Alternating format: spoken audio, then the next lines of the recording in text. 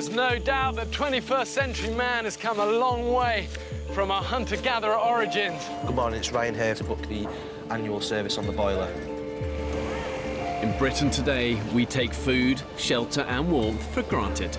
And most of us consume rather than create. I want to find out what happens if you strip man of all the luxuries and the conveniences of modern living and then force them to fight for their very existence. 13 British men have been abandoned on a remote Pacific desert island. With just the clothes to stand up in and a few basic tools. There's one. Whoa! It's bloody. These guys are completely alone, filming everything themselves. Okay, got him. This isn't about talk, this is about action. If you think you can do it, prove it. One wrong move, and this place will take you down. When pushed to the extreme, do they still have what it takes to survive? Can't believe it! Right. This is dangerous. Coming in, brace!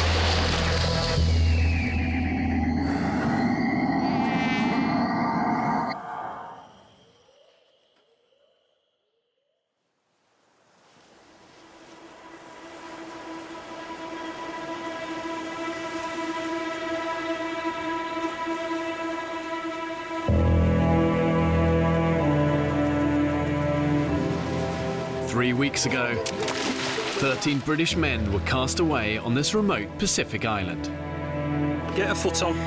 They're alone, with no provisions and only a handful of basic tools.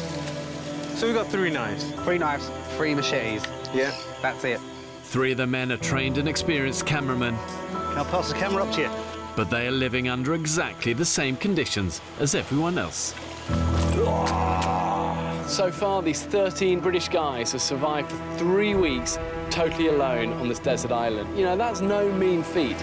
But they're now divided on how to find food. Tonight, Saki, me and Dan are going out to find Cayman. I've opted out of Cayman hunting. Without unity There's a lot of people just sitting around doing all, really. and no clear sense of direction, the men are sabotaging their own chances of survival. If you're not looking for food, why should you get any? Mate, come on, why are you here? It will become Lord of the Flies. I think we start sticking some of the weaker ones on a raft and send them off to another island. Hey, grow up, don't walk away. I actually think that the hardest part of survival, harder than finding the food, is keeping everybody together. I'm so hungry now. Truth is, if they don't start working together, looking after each other, thinking smart, being resourceful and surviving, they haven't got a cat's chance of making it to the end of this month.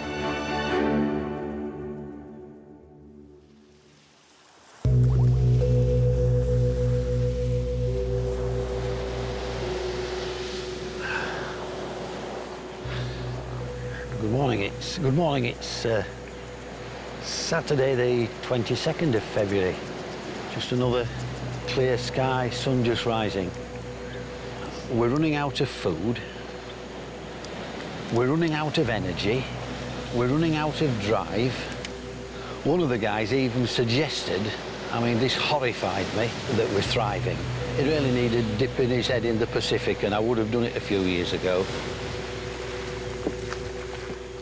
I've ensured this island has enough water, animals and vegetation on it to keep the men alive, but only if they have the ingenuity to find it, catch it and kill it. What's the catch, mate? Nothing, man. Nothing. No.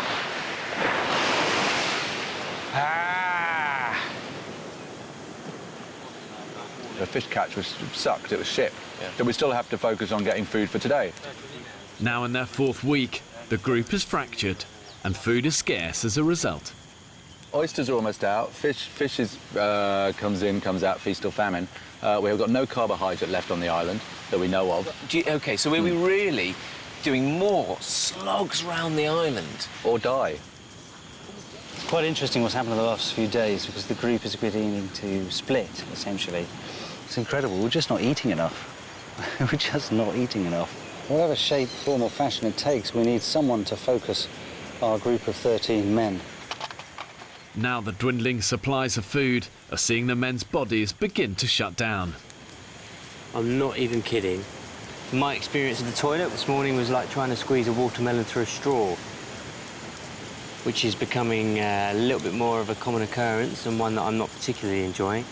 It's the diet we're eating, it's the lack of fibre, lack of fruit, it's the dehydration which just sucks moisture out of everything in your body, and some people are really, really suffering.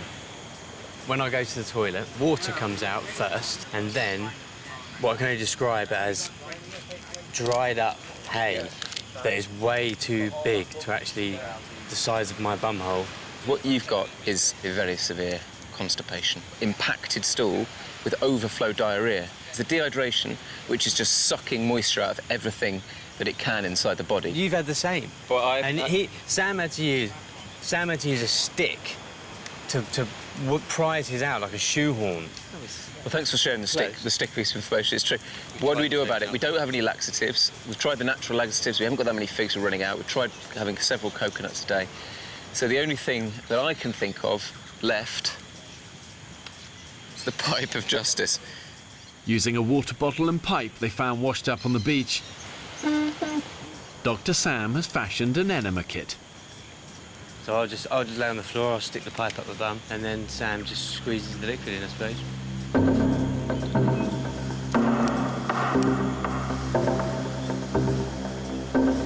Oh my, hang on.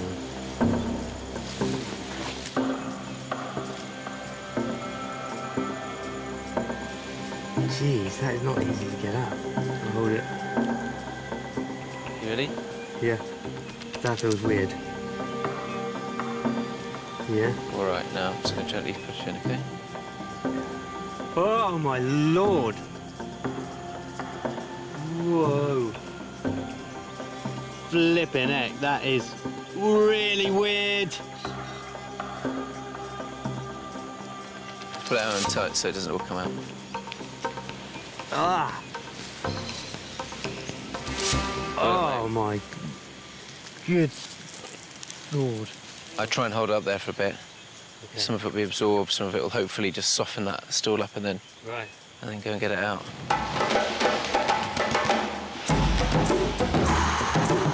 It's definitely done something. What it's done, I don't know. While Dan waits for the enema to take effect, Fish. it's every man for himself in their quest to find breakfast. I want to get it Quick, aren't they?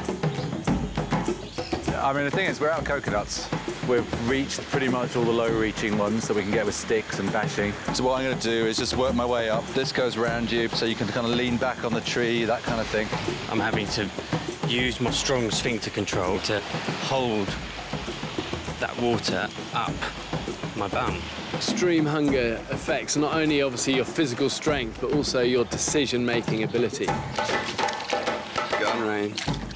And it can become this vicious downward spiral where you get weaker, you get less strength, you make less good decisions. I've got to go, mate. And therefore your hunting abilities plummet. Oh, my goodness.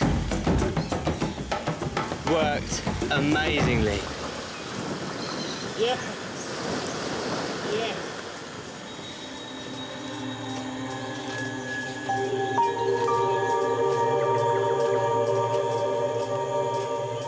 I need some energy. I'm massively lacking energy. My muscles and my legs, my arms just feel dead. We are starving. We really need to focus or come up with a way of getting more food for the group because I don't think we're doing that great. And it's affected the mood in the camp. People are just so lethargic. People are just doing their head in. There's not enough communication. There's certain people in the group who will just do something for themselves. And now all of a sudden I feel hungry, and I mean painfully hungry. I can't think straight. Stingray! Stingray!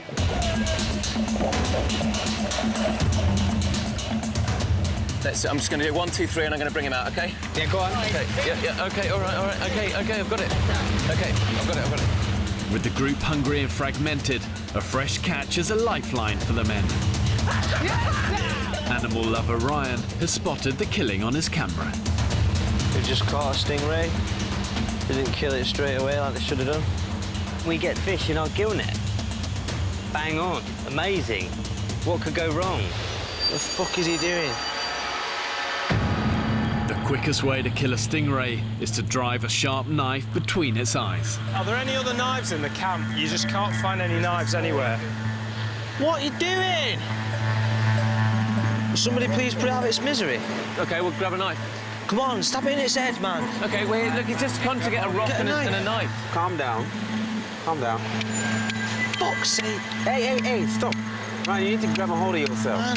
That's it. That was horrific. Stop for a second and just breathe. This isn't about you, mate. I know it's not about me. It's about that stingray suffering. But I want to he's stab trying it to with the explain spear. to you. We haven't got a knife. Exactly. With They didn't have one. It's like run up and down the beach. Don't point that fucking machete in the I've run up face. and down the beach 10 times. Ryan, I think you need to go away and take 10 minutes. What are you sniggering at? What did you just fucking do a wanker sign towards me? Fuck you. Ryan, I only got half of that. What was going on, mate? Talk to me, Ryan. You fucking made a right meal of killing that stingray. Why are you pointing at me? Why would I do that? I'm pointing the big Tony finger at you. Then you got Rupert walking past, fucking doing wanker sign at me. Yeah, that was out of order. Doing a wanker sign. It didn't help, That's I know. not a stick. Yeah. You're not finding the physical side of this difficult. The side that you find difficult is dealing with people like him without losing your shit, without putting him a wanker, without driving him off into the jungle if we were indefinitely to die and starve on his own as a lonely man. You know, that's the challenge for you. That's the personal challenge for you. It really doesn't take much for groups to split apart. You know, it's often small differences make great chasms. But now things have got so bad, even a fresh food catch can't heal the group. Wouldn't have really mattered whether it was a stingray in the net or a UFO landing on the island. I think the point is that tensions are now running high. We're a ship without a rudder, and we need someone to grab that rudder and get this camp in good working order. We desperately need a leader now. In the wild, when people are under pressure and your life is on the line, you've got to do all you can to keep a group cohesive and together. Tony, I'd like to call a meeting in 15 minutes. Because when it's together, it's strong. It's not strong when it's fragmented and broken. I'd like to call a meeting. I'm in.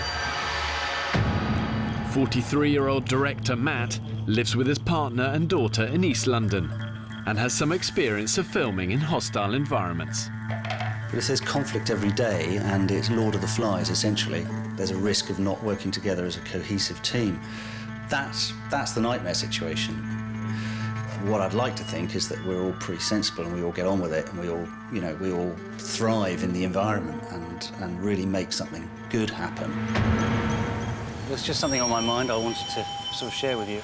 I think it's no secret that there are fracture lines appearing within our group.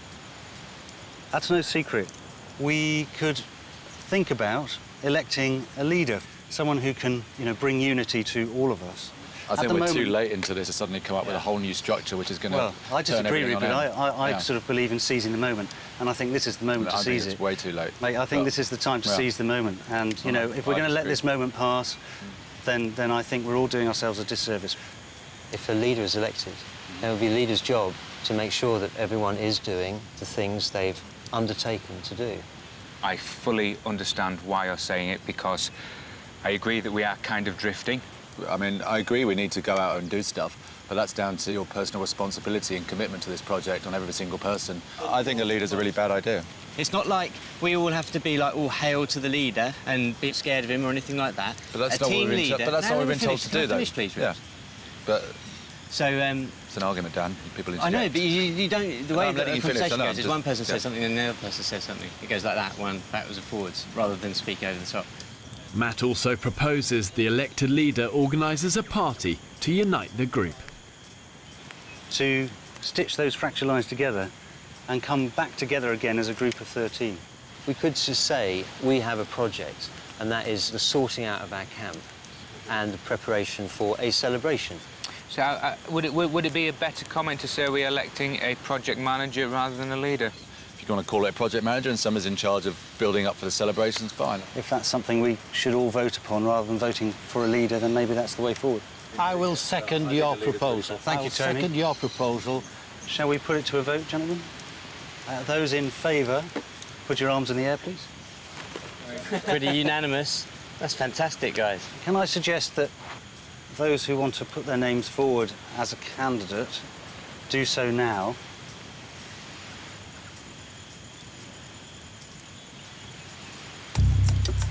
Chris, thanks, CB. CB.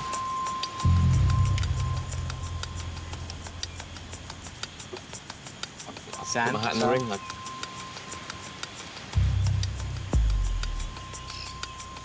I'll go for it. And Saki. Saki. I'm going to put my name forward as well. Let's Just to get throw in something in there. there. Come on. Excellent. Bruce, put yourself up for leadership. I don't want to be a leader. I didn't come here to be a leader, so... Sounds like it. No, I don't think that we need one. I think we just need a bit more sense of personal responsibility for everybody to get us through to the end now.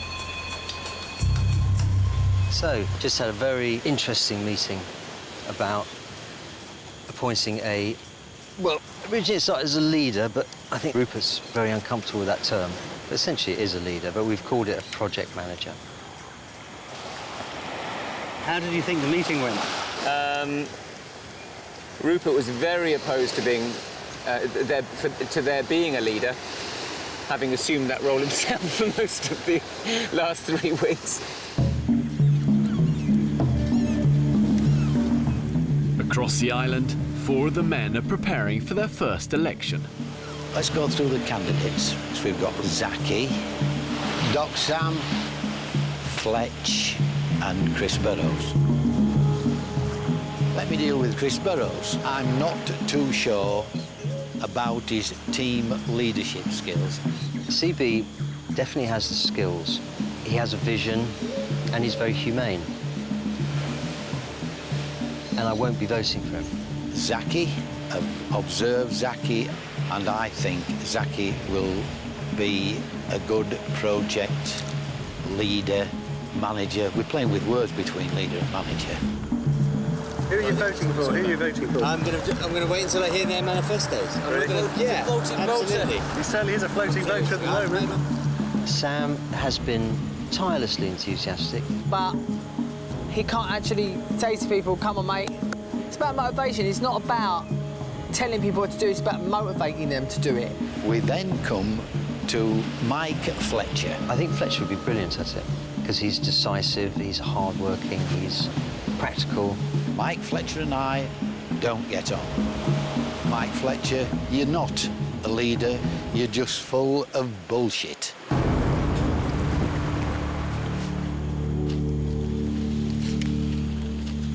So, Rupert, what are you up to, mate? Looking for small round voting tokens for the upcoming, somewhat pointless election. You think it's pointless? For the last 2.5 weeks, you virtually did become the leader, Rupert. I don't know. I mean, I guess maybe I don't think that actually needs to be kind of elected for that to work. I think kind of leadership comes naturally in a way. I think electing somebody is difficult. I'm glad he don't want to be the leader. He's a control freak. He thinks he knows best all the time. He's just basically an arsehole. Right, everyone, welcome to the first Shorley Island election. One by one, the candidates outline their vision for a united, efficient camp. Right. So we're all supposed to come up with a manifesto about how we're going to run this project. I don't have a manifesto. I have a work ethic. Everybody around the room has got a vision. I would go around everybody individually and speak to them one-on-one what they would like to do. We need to share the same idea. Our ideas need to be collective. I'm not here to bark orders at people. All I'm asking, you give of your best. Everybody should be able to look each other in the eye, shake hands, and say, we may have had our differences, but I respect you. The only thing I would do would be to facilitate the smoother running and efficiency of this camp so that over there, by that bonfire, we have 13 torches, we light that fire, we sing at the top of our voices, and we leave with our hands held motherfucking high. That was powerful, man. All 4 men have made their pleas, but there's a last-minute candidate. Right. Let's go for it, Ryan. Yep. The people who stepped forward I honestly looked and I thought, you know what, I can do a better job than they can. So I've stepped up. Hi, everyone. I know people might think it's a bit of a joke candidate, but I really do think this is my time to shine.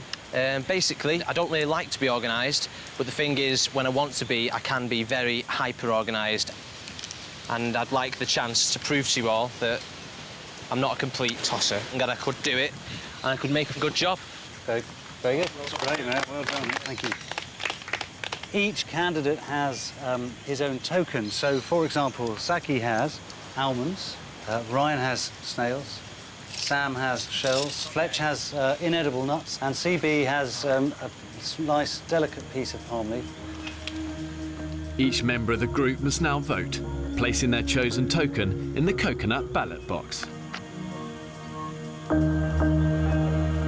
I'm really excited. I'm very excited. Shall I get the coconut? Release the coconut. Release the coconut. It's like the National Lottery on a Saturday night, isn't it? Here we go. In wilderness situations, when everything is on the line, you really see what matters in a leader.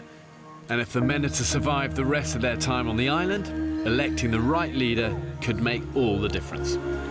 Matt is the official returning officer. Whoever does win this, I think it's really important that we all get behind them. You know, even if it's not our favourite candidate and stuff like that. Well said, Cliff. Well said. And the winner is...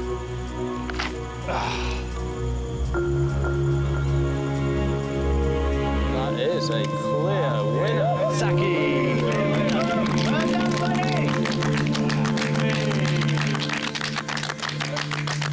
I hope that I make you all proud at the end of this fucking journey.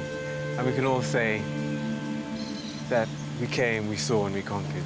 Well said. Okay, mate. Thank you.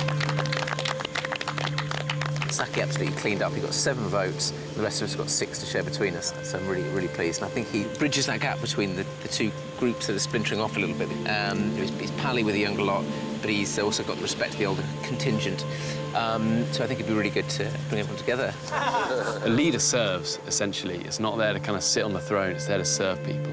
And I remember always being told that nobody cares how much you know until they know how much you care. And for a leader, that is critical, that people know you care for them. It looked at times as if our group wasn't even going to agree on having a leader. But let's make no mistake, we do have a leader. We don't have a project manager. We have a leader for the 13 men on Shorley Island, and his name is Saki.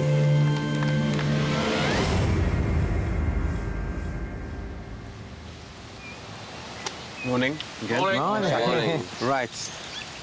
To business, I suppose. It's Saki's first day as leader. We need to gather the food. To improve their chances of survival, he's delegating tasks to the men so they can find food more efficiently. I'd like to stay on oysters. How many people would you need with you to do that? Just one other person. Who wants to do oysters with Rupert? Yeah. I'm happy to do oysters. I think we were all in agreement, speaking to everybody last night, that the first 2 courses of action should be to get the water and the firewood sorted. Can I suggest we get the nets in first? Just if there's fish sitting there. It won't take long, we can just pull them in, get them out. It's like 20 minutes, but... It won't take long with the firewood either. I say we go with the firewood. Who just would like to fish help? on a line, that's all. Yeah, I understand that. Yeah. No. But if we take 20 minutes to do the firewood, it's not really going to compromise the fish. And another thing I need to say is everybody has siesta time. During that time, you can do whatever the fuck you like. You can sleep, you can sunbathe, you can wank. You can do whatever you like. I just make a point. Your job's project manager, siesta time kind of doesn't fall under that. Yeah, but this is just reassurance, mate. Yeah, no. Good. I'm just reassuring Yeah, people because everybody was, everybody was worried about this what before. your role is, yeah. Everyone was worried about the leader saying, no, you have to do this at any time and blah, blah, blah. What I'm saying is, all I'm saying is that siesta time is still your time. Rupert really struggling with having the leader. Everybody else completely on board. We elected a project manager, not to dictate rules like what's happening, siesta time and all that kind of thing. I'm not dictating the rules. No, I know. Just we're covering stuff that's not perhaps under We'll your get to there, don't worry. Okay. By the way, Rupert, these aren't my ideas. No, I know. I know, but that was the election was about. Let me finish. That's all. These aren't my ideas. This is what everyone has put to me. I agree. I just sounded like it came let me from you. finish. Yeah, that just sounded like it Let came me from you. finish. That's fine then. I asked everybody what they wanted done. I'm just doing exactly what I said in my manifesto. Trying to facilitate the will of the group. And everybody asked me about siestas, so I'm just saying, do whatever you like with it. That's all I'm saying. Yeah, you're saying. Right, so we're done now, boys. We're done. We're done. Good job, Saki. Well done, Saki. Well done, mate.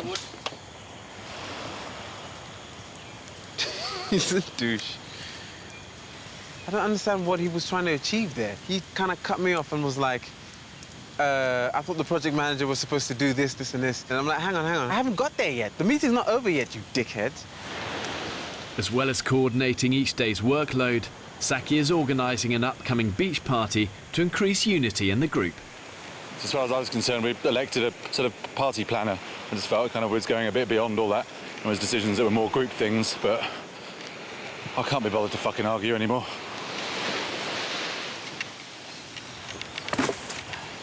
We very clearly elected somebody as a project manager for the party, which is basically organising a party planning and getting a bit of food to go. We had a very clear discussion on that we weren't voting for a leader, but that would still remain within the group. So if we start giving Saki that position of doing that, then we're saying he's leader, and that's what we didn't do. So I'm very clear on it, and I'm very adamant.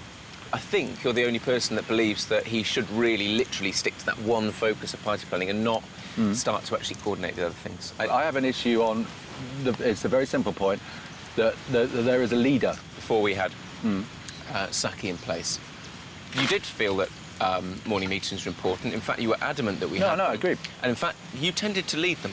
You know, you said you enjoyed that role, you took that role on. We had a chat right at the beginning. And so you were effectively a self-appointed leader. It's just now that we have a democratically elected leader, you're very resistant to it.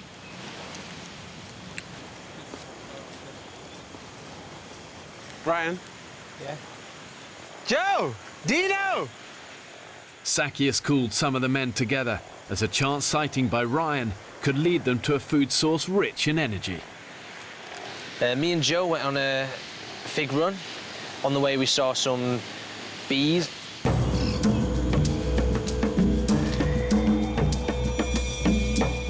The men are heading to the spot where Ryan saw some bees, close to where they first set up camp almost a month ago, in the hope of discovering honey.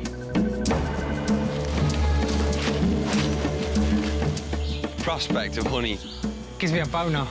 Dino. Ryan told us he found bees. Nobody else believed him. We walked through the jungle in order to regain some respect from some of the members of this group who just clearly disregard him at every opportunity.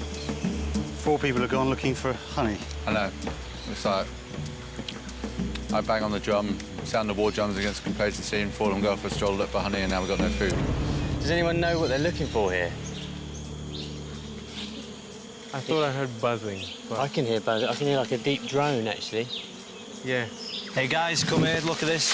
It's got bees on it galore. Very good spot, Ryan.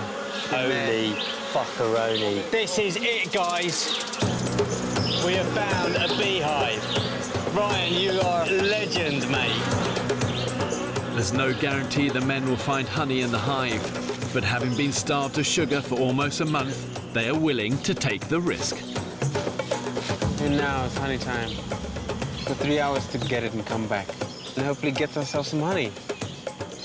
And maybe finally Ryan and Rupert can put their demons to bed. And Rupert can take him seriously. The men have returned to camp, grabbing whatever tools they can find to get to the beehive within the tree trunk. I've got the hot embers of our fire, which is going to smoke out the bees. I've got everyone's clothes. Several species of bees inhabit this island, and if the men encounter the Africanized bee, its sting can kill. Right, straight away, clear the area. Machetes out, clear away all the dry leaves and shit. I've never been so focused about anything on this trip as this. What about if they just come swarming out, fucking hundreds of them? Yeah, if they do, that'll be a sight to see, mate. And also rum. My bum was going like this. What have you got on there, mate? These are my multi-purpose boxer shorts. Using them to stop the bees attacking my face. The smoke from a small fire should make the bees drowsy and less likely to attack. There we go. By opening up the small hole in the trunk, the smoke should repel the bees and let the men explore the hive.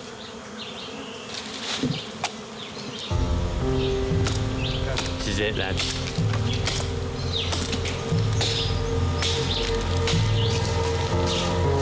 Okay, here we go. They're starting to come out. Yeah. Oh, fuck.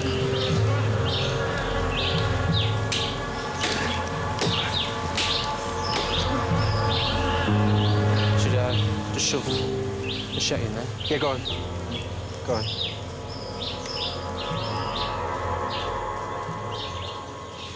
The fuck is that? That's fucking... Taste it! Taste that shit! I do the whole thing. Oh my God, that is the sweetest thing. That's honeycomb, motherfucker! That's honeycomb! Oh my God. Look! Mate, that is the best honey I've ever tasted in my life. Mate, give me a shot. Mate, it's so sweet! Take. Like, get that thing there. Oh my God. Get it, contain it, contain it, guys. That's honey. Ryan, you fucking genius. This is. That's the sweetest thing you've ever tasted. I was like, no, it can't be, and I was like, it is! I think as a society, our palates have become so conditioned just to sugar, salt, and fat. And for these guys, stripped of that, it's almost like instant detox. Look at us now, sweating like bitches, but we got energy to get that honey. You won't be able to know what it's like unless you've been 23 days with barely any food. You won't be able to experience, but when you taste something sweet, it's almost like you can feel the sugar going from your tongue into your stomach and just straight into your brain, almost like doing a line of whiz or something. And it tastes unbelievable. Oh, wow. Seriously? That's the toffee stuff, that. That's the toffee. How you feeling? I think we should walk back, and then Ryan should drop a bombshell. We got fucking honey. Right, how are you going to put this out? Woo! You get my penis there? No. Hi, guys, what you got? Ryan, what have we got? I got us a sexy-ass little treat for tonight. Some honey! Nice. Honey! Brilliant. We took it down. Yeah. And it's fucking nice. It's the nicest honey in the world. That is awesome. Who found that? Ryan. No way. How did you get it out? Did you light a fire? We had embers in the tin. Oh, brilliant. Nice one. Yeah. Genius. Clever boys. It's amazing. What a fantastic end to an incredible day. It's going to be a fucking good meal tonight, it is. 3 courses, if we please. I hope that this pushes towards a bit of a resolution. I mean, I've got my my reservations about Rupert, but I would rather we all were just getting along. And I hope that maybe he has a little bit more respect for Brian, really, for getting out there and doing that. Don't worry. You legend. Right, mate. Well done, mate. Well done, really well done, mate. Thanks, Fletch. We got a load of oysters, limpets, and yeah, some more coconuts.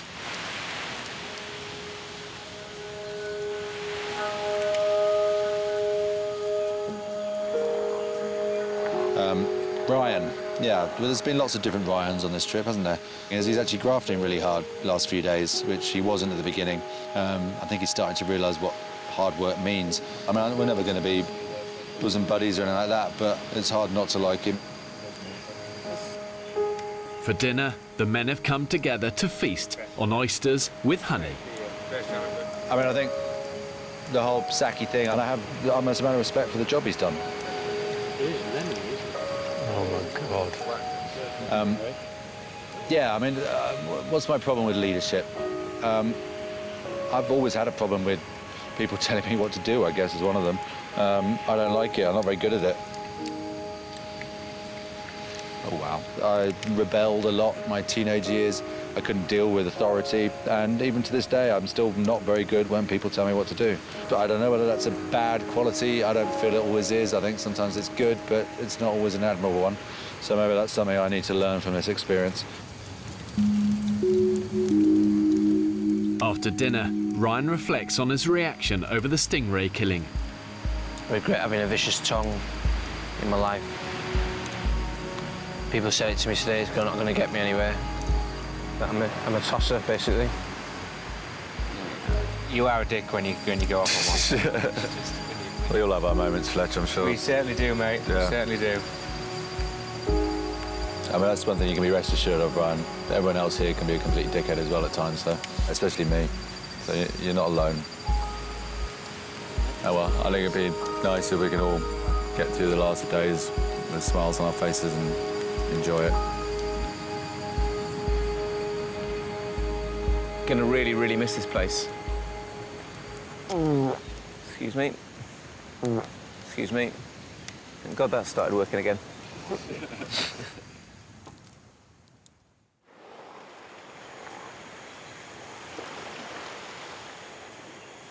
Hey, morning. There's a real newfound energy amongst everyone here at the camp. A great sense of optimism, a great sense of purpose. Everyone seems to be pulling in the right direction. I am amazed. I haven't seen so much energy around this camp for about a week. I couldn't have asked for a better morning. I think Saki's done a fantastic job, and everyone is behind him. So we're just going round to see CB. He's building the raft so we can get some crab pots out.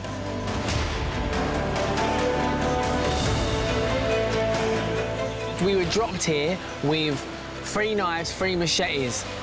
That was it. And we've sourced food, we've sourced water, we've sourced our own home. We've made beds, tables, and we are bloody amazing.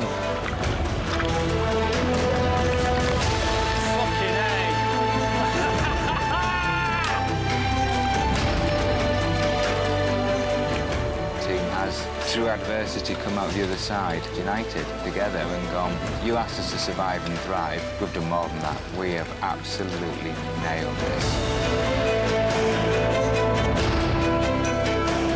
It's the men's last night on the island, after an entire month away from civilization. Tomorrow, they'll be going home. All right, boys. Fire's ready. Food needs cooking. Let the party begin! So this is it. This was like the pipe dream. It's just amazing, fantastic. I wouldn't want to be anywhere else than I am now. Really wouldn't, in the world. Cheers, guys. Cheers, guys. Cheers. Thank Cheers, you guys. for the best time of my life. Anyway, lads, thank you. Good on you, Jay. Get out more, son. How far we've come from half an oyster and 6 snails each, eh?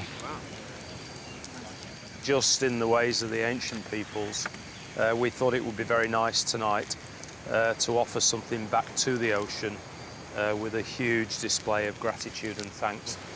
All right, guys, we're going to launch our raft of gratitude to the ocean. There we go. Fantastic job.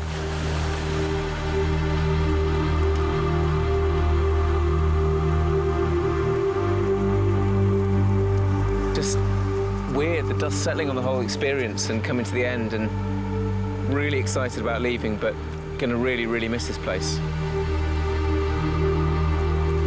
Last day on Shirley Island, and I've been hit with an extreme sense of depression. And it's mad because I'll be fucked if I can't wait to speak to my girlfriend. But it's hit me that we are leaving, and it's making me sad. I've got to turn my emails back on tomorrow, and I don't want to do that. And there's a big alarm bell going like that, big flashy light. Then why don't you want to do that? What is wrong with life back home that makes you fear that side of it so much? And that's kind of what this island helps you understand. But on the same time,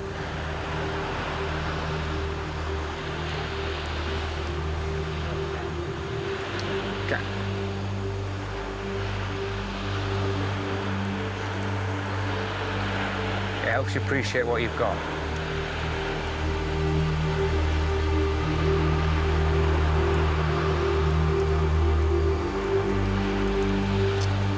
The best thing I'm looking forward to is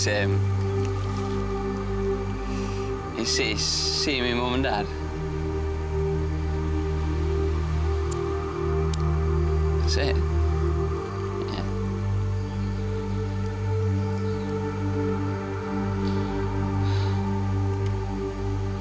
Yeah. I mean, I've really missed them.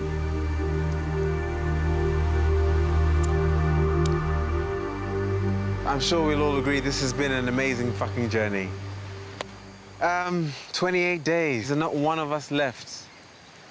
We all came here at the same time. We all went through the same things. We argued, we fell in love, we fought, we made up. And on that note, I have a little poem that I was using pretty much as a prayer for all the times that got really hard, when it was really hard to pull through. And it goes a little something like this. Out of the night that covers me, black as the pit from pole to pole, I thank whatever gods may be for my unconquerable soul. In the fell clutch of circumstance, I have not cried nor winced aloud. Under the bludgeonings of chance, my head is bloody but unbowed. Beyond this place of wrath and tears looms but the horror of the shade. Yet the menace of the years finds and shall find me, us, unafraid. It matters not how straight the gate, how charged with punishments the scroll. I am the master of my fate. I am the captain of my soul. I've said to them over and over again a few days before they started on the island, just remember the pain won't last forever. But the end goal has now arrived, and we're going to take them home. Well, I can see their fire. There he is, boys. Oh, money. Come on. How are you feeling, guys? So excited. Fucking excited, man. This is it. We've done it. All we've worked for has come down to this moment.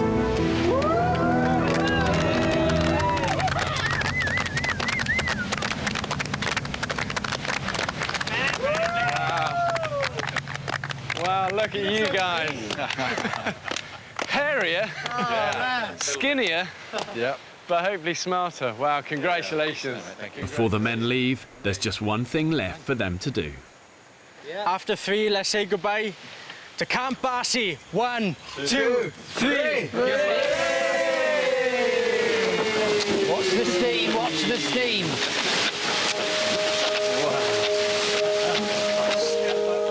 I think we live in such a fast and materialistic culture, and I think what these guys have proved, actually, when you're stripped of all of that, they're made of something decent. And they've only proved that one way, and that's through hardship. It's going to be a wonderful thing now to leave with them and then reintroduce them to life. And let's hope they focus on the good side of things and leave behind the bad stuff. Some people may think, well done, Tony, or they may think, silly old bugger. See you later, Shirley. Bye, Shirley. We're all different. 20s, 30s, 40s and 50s, but there's still life at 70. The greatest thing about this experience, I think, was this amazing opportunity to really think in depth about who you are, your life. So I'm kind of looking at a new future, and so it's been great having that time to really think about where I'm going, what I'm going to do. I've always seen myself as lazy. Here, you can't really be lazy. Mine now is focused and sharp. I've got a sense of ambition that I've never felt before, which is going to change my life. A happier one for me. I really think that I have undergone quite a big change in my head. I think having had everything just taken away and stripped to the absolute bare bones of nothing, I feel like I'm going to appreciate just everything so much more. I really do. I've still got a bucket list at my age, and I realise, really, that I've got to bloody get on with it and not spend the next 10 years just keeping up with emails. I came on a boy, almost didn't know where I wanted to go in life, just plodding along, just thinking, yeah, I got a job, whatever. And now I feel as if I'm leaving like a man. It doesn't matter what sort of person you are, what sort of man you are, you can do anything and achieve anything you want to. Fucking hell. We did it. We came, we saw, we conquered. We did it.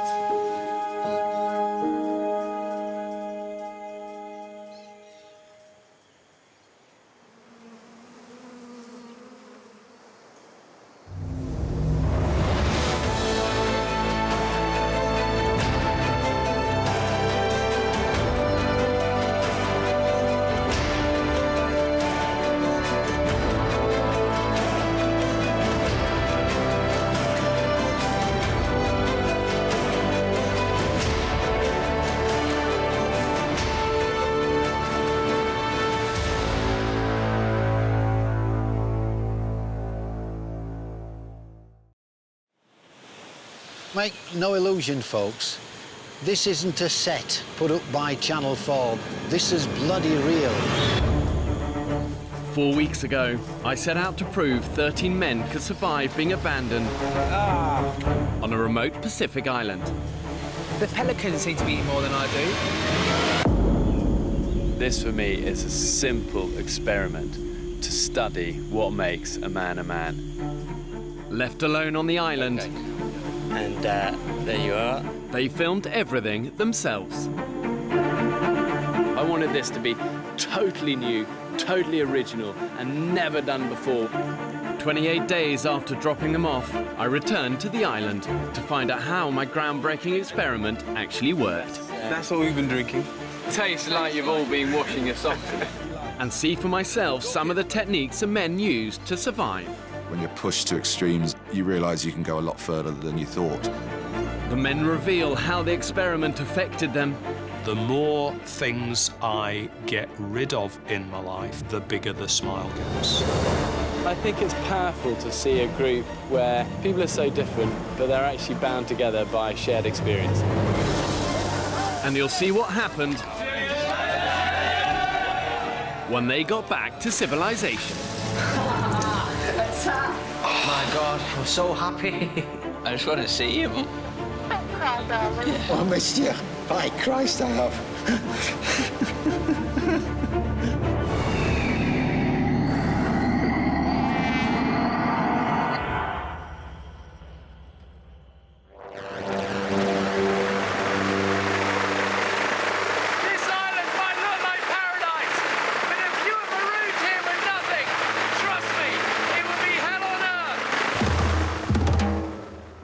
I chose to base my experiment on a remote desert island in the Pacific Ocean, more than 5,000 miles from Britain.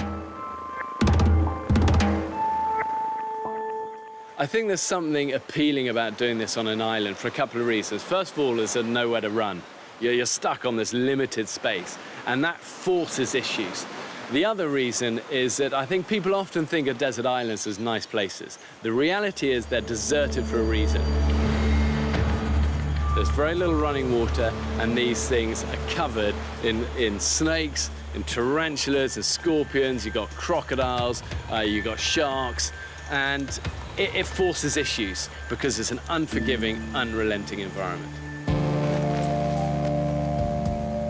But despite the dangers, the men survived. Well, I can see their fire. There he is, boys. Hit the bell. Come on. 1 month after dropping them off, I went back to see for myself what the men had achieved. Wow, look at you guys. Hairier. Yeah, a little bit. Skinnier. Yeah. But hopefully smarter. Wow, congratulations. Yeah, mate, thank you. Congratulations. Will you show me your camp? Come in. Good. Come in. So this is what we call home. And do you often have Tony? That is Tony's spot. Good to see you, Bear. Congratulations. Well done, you. Thank you very much. Well done, you. I love it. I love your throne. So I clocked them all in, I clocked them all out, safety, security, and I'd like to be the last on the boat to make sure they're all on. Shoe stores, obviously. Table kindly made for us by Joe. Hanging machetes, torches, buckets, coconuts. It's good. I mean, this is a real semblance of community. I love that. Look at that. Yeah. You've got a front door. Camp Bassie. Yeah. Shirley Island, Camp Bassie. So why Shirley Island? Because every time we went out looking for food, it was like, surely we're going to find something today. Surely we're going to find something tomorrow. And surely enough, we did. Shirley Island. Genius. In any survival situation, one of the first things you have to do is find shelter. In my opinion, the spot the men chose to set up their camp was pretty good. It was close to the sea, which is a great source of food, and not too far from their water source. But for me, if they'd moved just 10 meters further into the trees, they'd have had better protection from the elements. Custom-made windbreak. And when was the wind bad? At night? Nighttime. It got quite cold, so we built the windbreak to try and ease our suffering. Dean and Ryan, show us where we used to sleep. So some people sleep around here, and then others, like me, Saki, sleep here and get attacked by crabs and frogs every night, which wasn't fun. But it's home. If you choose the right place to sleep, you can avoid a whole host of issues. Oh, shit, look at your face. Is it bad? Oh, yeah, it looks pretty bad. From the very beginning of their time on the island, the men were ravaged by insects at night. Anything that's bit me is an arsehole. And if you're covered in itchy, painful bites, you're not going to get the rest that you need. What about how you doing? Working out what you can do to get a decent night's sleep isn't just a luxury, it's actually about survival. The little things in survival become the big things, and a good night's sleep is right at the top of that list. Wow, look at that, it really goes on. After a few miserable nights, some of the guys realised their mistake. This is the executive lounge. And 4 of them did move further into the jungle. So Matt and I were the first to kind of build a couple of these A-frame beds. This is my one here. They're really comfy. Yeah, they're great. They're Try it out if comfy. you want. It takes me, so it should manage you. Oh, wow, yeah. I would have thought that's an awful lot comfier than lying on the ground, God, yeah. you know? It's been home for 28 nights and actually gets pretty comfy, and you can look at the stars and the canopy. The A-frame beds some of the men built were the perfect way to raise them off the cold, damp floor and out of reach of the critters. Dean's finally found a use for his hairdressing skills. He's weaving all the leaves that are sticking through underneath back in beautifully. That is an ant's nest. I've made my bed with an ant's nest. Foolish, wasn't it? The men made mattresses using vines, which they covered with woven palm leaves. We're on our way to greater things. It's a shitload better than sleeping on the floor, isn't it? This became known as my fortress of solitude. Oh, my goodness, wow. It's not very dignified. So you're really well cocooned in there? I'm pretty well waterproof if the weather had changed. Yeah. Yeah. Warm, dry, off the ground from all the creepy crawlies. Yep. And very happy. Smart thing to have done. I think it's amazing to see how it's evolved and changed. And initially, their camp looked a bit like a hobo encampment. But as the weeks have gone on, they've realised that you really need a sanctuary. You need somewhere you can hide away and it makes you feel good. And as a reminder of what you love about home. I love the table. Test it out. Yeah, I love to test it out. It's been used pretty much every So minute. would you eat meals around here? Yep. You'd Yeah, actually we do. do that? Yep. I mean, if you think of how many British families have stopped sitting around a table and eating together. And there's something incredibly powerful about actually sitting down and looking each other in the eye and sharing a meal together. So I love the fact that you made table a priority. Looking around the camp, it was obvious how resourceful the men had been with materials they scavenged from around the island. Grab a seat, Bear. Grab a seat. I mean, this is great, isn't it? One thing that staggers me with these desert islands, however remote they are, is just the amount of trash you get washed up on the beaches. Guys, that looks like the beginning of a toilet. You would need an enormous arse to justify a hole like that. You certainly would. Craig, I'm going to be honest with you, mate. This is my ultimate nightmare. It's the closest I've got to a stress ball, to be honest with you. What I've got here is crab pot nut 2.0. This is a Saki's find. What is it? An open beer. You're joking. No, at all. I shit you not. There's so much stuff on the shores of this island of kind of crap and rubbish that normally you kind of look at and touch and go, oh, what a shame, it's ruining paradise. But now we look at every single piece of plastic and metal and string as kind of treasure. When was the last time you felt salon fresh? What? No way. Shut the fuck up. That is shampoo. Dean, promise you share it with me. That is shampoo. Just to let you know, advance warning. I've just given Tony a plastic truncheon, so look out. Oh, fucking hell. To keep the boys on the toes, I've got an enforcer. It's always embarrassing to be a human. The shit that we are jettisoning into the sea that is being washed up on shore is phenomenal. Tough manages to find a place. Let's have a look at them bad boys. One black one, one blue one. They're not the same colour, but they're the same make. They're the same make. What more can you ask for on can't ask a for anything else. deserted island? Mate, they're not as good as mine. Look at them. They don't fit well, but fuck it, it's going to be doing me well on a Sunday night. I think it's just a pair of high heel shoes made for you to get lucky. I don't think so. After last night, Fletch. Right, should we do this fishing line then? Yeah, let's go get some Let's fish crack going. on.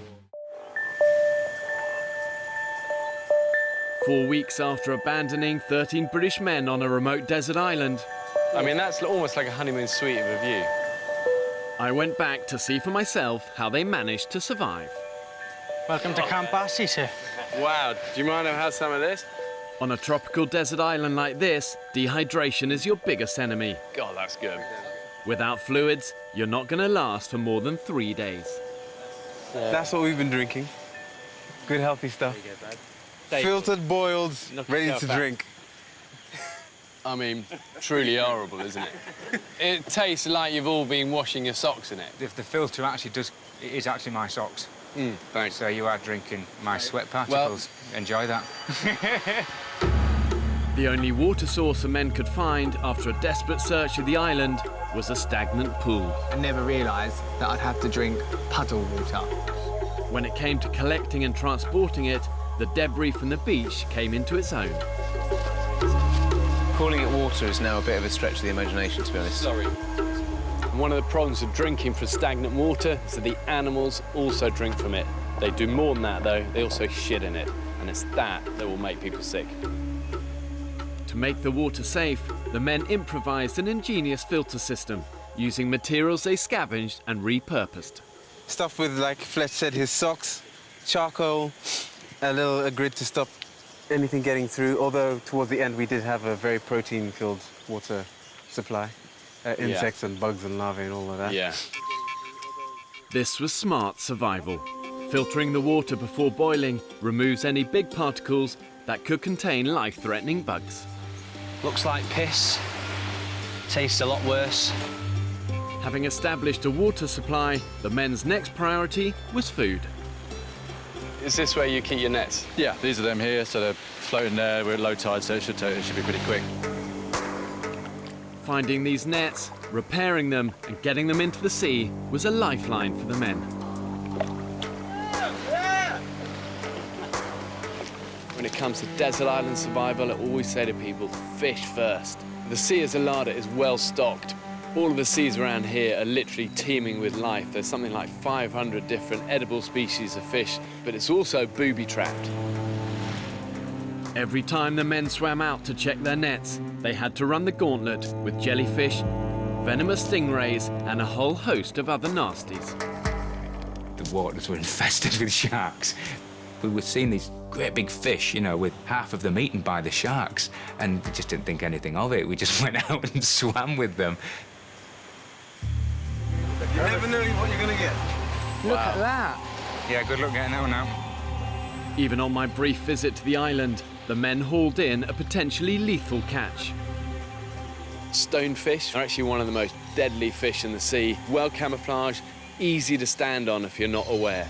Even if it doesn't kill you, people have been known to literally beg to have their feet amputated. The pain has been so intense. The island looked beautiful, but every time you went anywhere, it tried to kill you. And you're suddenly thinking, Jesus, this ain't a postcard. It's horrible. Before taking the guys into this extreme environment to start the experiment, If I leave him be, he will just quietly crawl around me. I gave them just one day's basic survival training. If they're big enough and you're small enough and one of these gets hold of you, it's gonna squeeze you. I can feel that already on my hand. Crush every bone in your body. So the truth is, none of these guys are experts. None of them are survival kind of gurus. You know, they're regular people, and that's what we wanted. We didn't want the experts. We wanted normal people who have got to kind of improvise and think smart and be resourceful. Do you actually ever wipe your bum with leaves? I love wiping my bum with leaves. Personally, if it was me, I'd get up in the morning, raise my arms aloft, wander into the sea, do my business, wipe my backside, salute as it floats out into the Grand Pacific. You know, clean, done, hygienic. You wash your hands and you haven't got crap all over the island. So a bear doesn't shit in the woods then? It's true. I knew the biggest challenge for these guys was going to be finding enough food to keep them going. Okay, scorpion. You'll find these under wood piles. You're out collecting firewood, lift one up, and bam. And it's not always obvious where those calories are going to come from. He'll strike you with his tail. See him doing it there? And he comes round, he bites you. Be a man, pin him down, take his stinger off. Good thing about these, though, they're good protein and you can eat them.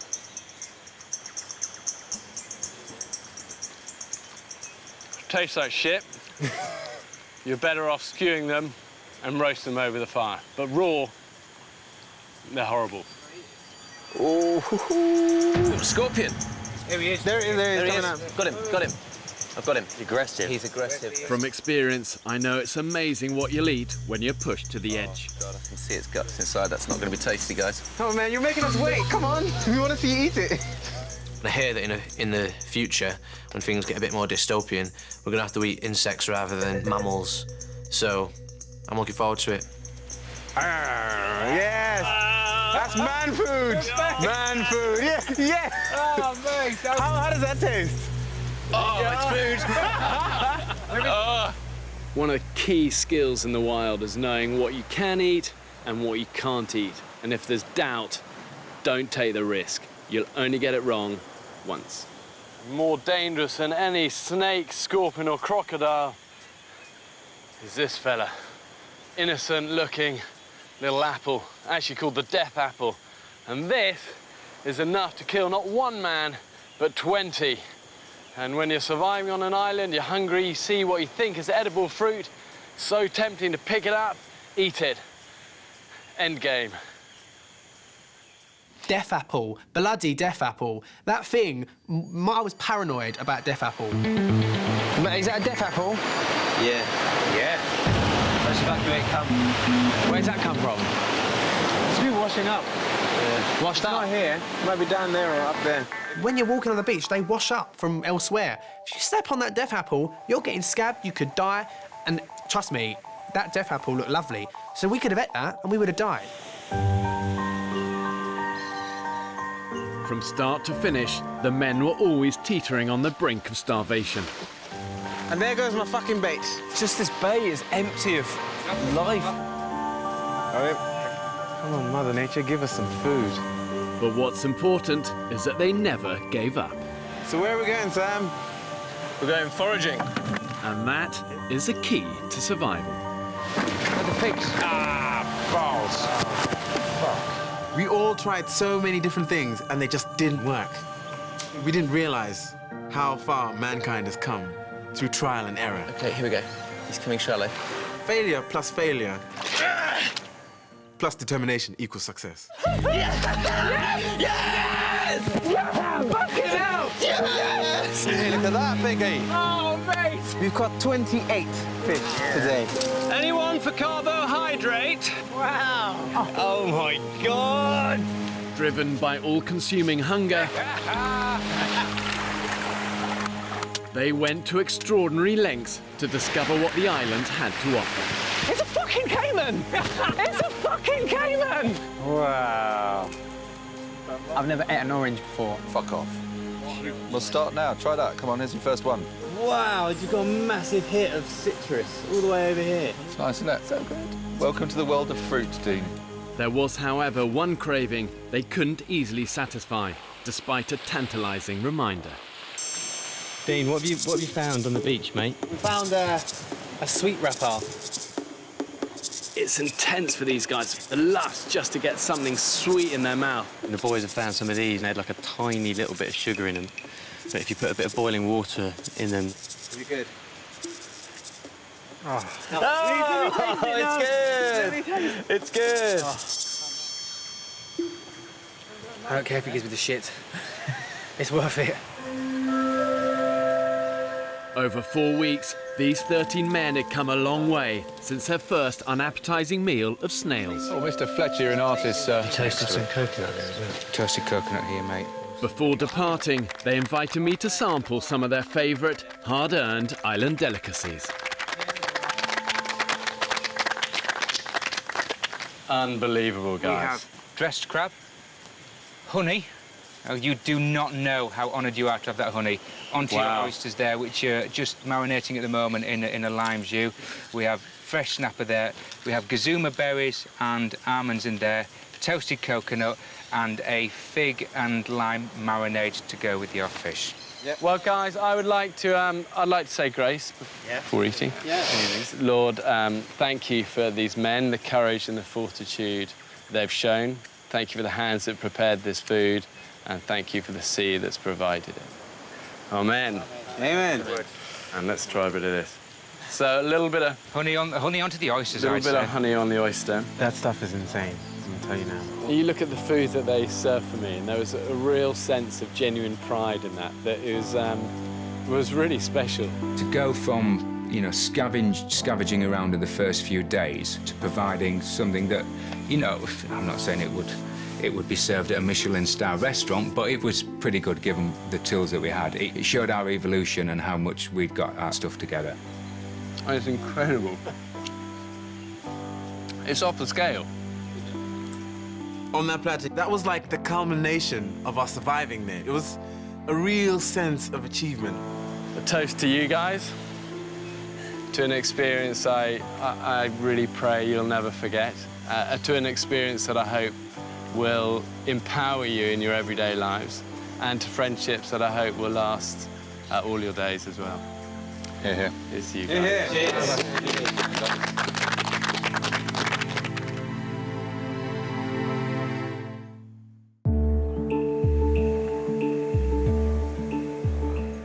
4 weeks ago, I abandoned 13 British men on a remote desert island. They would have to fend for themselves in isolation. For me, it was really important that we didn't have camera crew coming in every day and filming it all, and it kind of just would have felt set up. I wanted this to be totally new, totally original, and never done before. For this reason, the radical decision was made to get the 13 men to film the entire experience for themselves. Come on, everybody. Take a walk with Uncle Saki today. The only filming is these guys going like that and going like that. Right. Guys, I'm gonna have to put you down. I think I found us a bird. Yes, I have. Hang on. And effectively, that means the only people telling their story is themselves. Woohoo! Shazam! We're all photographers now. We've all got iPhones or smartphones or whatever. And you can shoot movies on these things, you can take pictures, and we just do it as a natural part of our life. So why not incorporate it into television? I'd like to show you around my favourite spot. This is where I come and sit when I feel a little bit shit. I tried to do this trip on a budget. I won this hat in Bulgaria about 5 years ago. Here's the sea. And these are my rocks. These are my rocks. Wang Rock. Way, I'm out there. I bought my boots cheap, cheapest boots I could find. Look at this, day 13. What the fuck am I gonna do? Look at the view. Look at all this. This is the jungle that on which I have become a man. The group included a sound man and 3 trained and experienced cameramen who lived under exactly the same conditions as everybody else. It's a bit like myself, Matt and Rupert and Kif were on a plane and it's crashed on a desert island. It just happens we had our gear with us. With danger never far away, the men needed to be able to deal with emergencies themselves. The hospital, where people went for treatment. OK, so were you in charge? You were the assigned medic? Yeah, between myself and Sam, we dealt with a few injuries. The men were provided with basic medical supplies. Craig was a trained first aider. I think I've done more first aid on the island than I do when I'm back home. And Sam, a qualified doctor. You say R? It slipped as I threw it. I think it broke my hand. Without them, some men may have been forced to leave the island. I'll be honest, I punched the sand. Oh, no. I enjoyed being the doctor on the island. It gave me a bit of a sense of purpose. So I've made this bamboo into hopefully roughly the shape of a splint. I was called upon to do things I wouldn't normally do in my day-to-day life as a neurologist. I can still do some things. Yeah. Yeah. But the truth is that ultimately survival is about so much more than just physical preservation. As human beings, we're pretty complex creatures. You know, we need much more than just food and water. I think that's our base level, but above that, then we crave things like friendship and connection and community. The single hardest thing about that 28 days on that island, the lack of contact with your loved ones from the outside world. I'm 6,000 miles away from you, home. And I'm missing you. The men had to get by with just one photo from home. My 2 grandkids, you're still with me, Tommy and Annabelle? You'll be with me all the time. My beautiful girlfriend. And a huge part of me wants to go home. I think the hardest thing was definitely missing my girlfriend and our little girl that we have together. That was heart-wrenching at times. It's just a whole no contact whatsoever. Every now and then, I keep thinking I'll just snip off and use the phone and call home. Very, very suffocating feeling. It was important that the group reached out to each other to keep isolation at bay. What glues people together? Humour, kindness, and that shared adversity you're going through together. Yeah, I do. Just come over a bit emotional, mate, to be honest. Yeah? Yeah. You know what you need, don't you? Big Fletch hug. Yeah? You've got a temporary family at the moment, mate. Yeah, I know. Yeah? I know. You've never met these people before in your life, but yet you become instantly close just like that. As soon as you're chucked on the island, you're best friends because you've got no choice. I just feel like I've been so up and down. You know what you need then, don't you? As well as a Fletch hug. What's that? You man the fuck up, don't you? No, I do. Babe, I'm gay, I'm allowed to cry. Hey. But there were inevitable tensions and moments when it looked like the group might fall apart. Mate, come on, why are you here? Why are you here? I don't know, I asked my question now. I know. Myself, I quite a lot to go, so I know. fucked off. The wild exposes people wide open, and sometimes there's a lot of fallout and mess first. So all you want to do is bitch, and that's all. I'm not bitching. Hey, grow up, don't walk away. When people are under pressure and your life is on the line, you've got to do all you can to keep a group cohesive and together, because when it's together, it's strong. It's not strong when it's fragmented and broken. So what's going through your mind, Craig? Oh, I'm off. I've had enough. Don't quit, mate. You'll regret it for the rest of your life if you do. Just keep plodding, just digging deep. Yeah? You need to find that fire in your belly, mate. In the end, all 13 men managed to stick it out together. Let the party begin! And on their last night, were able to celebrate their differences. The award for the best tantrum. Oh, this one's close. This one's close one. Oh, it's tight, it's tight. It's a tight one. Is Craig. So the category for the most improved person, and this goes to Ryan. Yay! Five, Ryan. I'm gonna take this award and apply it for the rest of my life. Well done, mate. Well done, Ryan. Well done, Ryan. I think it's powerful to see a group where people are so different, but they're actually bound together by shared experience. I think what you guys have been through is essentially an accelerated crash course in life. And I'd love to find out what each of you is going to take away from the island, but also what you're going to leave on the island. You realise how little you can survive on here and how little you actually need, and it's great to, I think, hopefully I'm going to be able to go home and just like pull that back and just be slightly less kind of wasteful with everything I do. I'm going to leave behind, hopefully forever, that sense of taking things for granted in the world that we live in. I don't feel as though I had a massive ego before, but if I did have any, I think I'll leave a bit more of it here.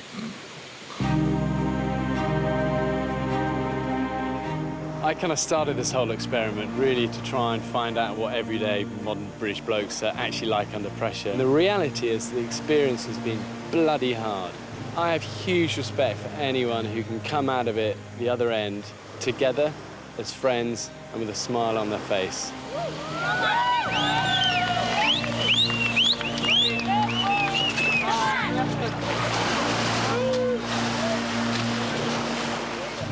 Mate, amazing! I just want to eat some food! And after any mission, there's nothing quite like the rewards. I've been thinking about that bar for days now, mate, and that is what I am going to do now. When we first got back to civilization, we were given rules about what we should and shouldn't eat. So we were told to stay away from carbs, beer, and all these things. And the first thing we managed to get our hands on. 1, 2, 3. Beer.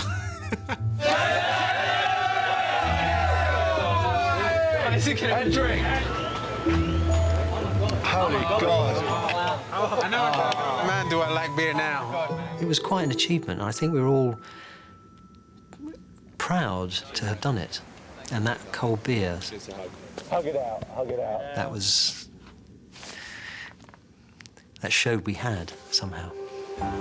After weeks of being cut off from home, first contact can be overwhelming. Hiya, Mum.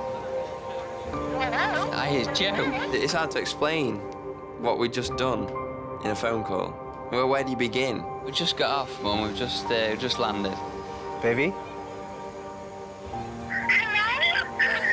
Are you there? 4 weeks worth of no contact, 4 weeks worth of missing, all just came out. Dad? I've done it. We finished. I'm back from the island, love. I just want to speak to you. I lost 2 stone. 2 stone? Yeah. I just want to see you, Mum. Yeah. I'm good.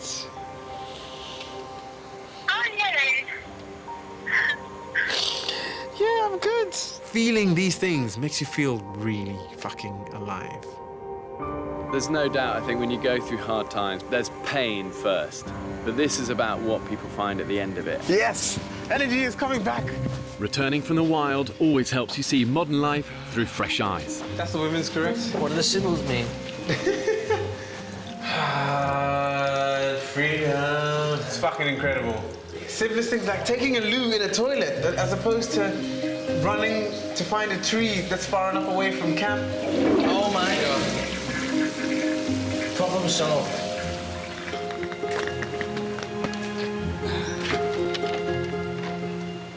Oh, I can just feel the cool air. It doesn't feel right. Oh, wow. There's nothing left of me. God, that's very weird. Attack!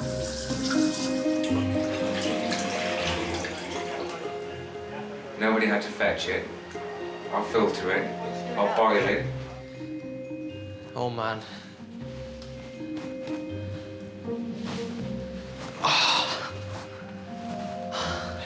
You do take it for granted. I'm not going to take it for granted anymore.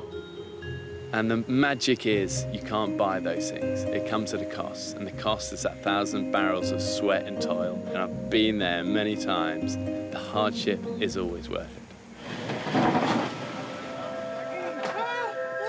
And no food ever tastes as good as that first meal.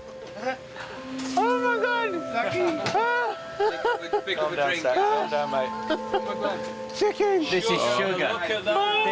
This is sugar. Your senses are almost like, they almost shut down. They're not being exercised. So the second that you have something which you haven't had for a month, you times its flavour by 1,000. Oh my God. Oh my God, more sugar. More sugar. More sugar. It tastes so fucking good. The best food. I take immense pleasure when someone says that they're hungry or they're starving now in normal life, saying that you don't even know what hunger is, because it is very different to your standard space between dinner and tea. 3, 2, 1. And the tomato sauce absolutely blew your mind. It was that strong. It's just like a pure explosion of flavours in your mouth. It tastes magical. To food. Our old friend, she's back again. For 13 men, a life-changing experience, and one which they deserve to remember with an enduring sense of pride. Whoever you are, whatever shape you are, whatever upbringing you have, actually, when squeezed, these guys have proved modern British man has actually got what it takes.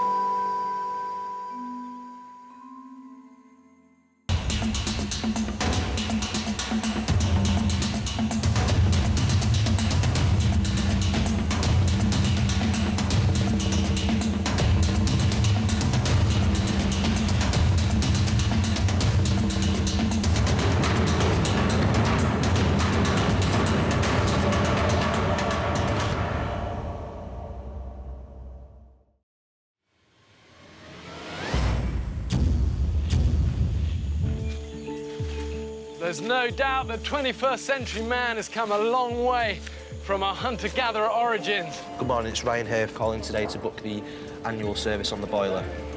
In Britain today, we take food, shelter and warmth for granted. Have a cappuccino, please. And most of us consume rather than create.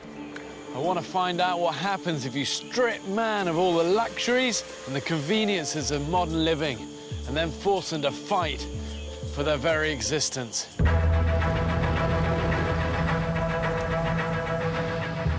13 ordinary British men have been abandoned on a remote, uninhabited Pacific island. With just the clothes they stand up in and a few basic tools. Yes, Bear! Keep eyes on it, keep eyes on it. Hey, And these guys are going to be completely alone, filming everything themselves. Can I pass the camera up to you? Just seems like it's jungle forever. When pushed to the extreme, does modern man have what it takes to survive? One wrong move, and this place will take you down. This isn't about talk, this is about action. Genuinely, it will take these guys to the edge. Can't believe it! This is dangerous. Coming in, brace!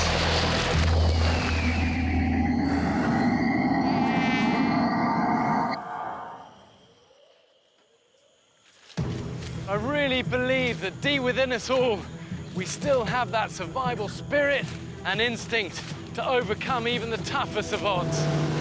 2 days ago, I abandoned 13 men on the island to fend for themselves. From here on in, you're totally on your own. With only the clothes they stand up in, 3 knives, 3 machetes. and a few basic tools. We've landed in the middle of an alien movie. 3 of the men are trained cameramen, but they will be living under exactly the same conditions as everyone else. Mate, it's the beach! So far, they've established their beachside camp, I just can't see myself being able to sleep here. made fire, We did it! Oh my God! and sterilised stagnant water to drink. Looks like piss. Tastes a lot worse. Scorpion. But they've hardly eaten a thing. The reality is they're getting weaker by the minute. And if they don't find food soon, what is a hard situation is going to become an awful lot worse.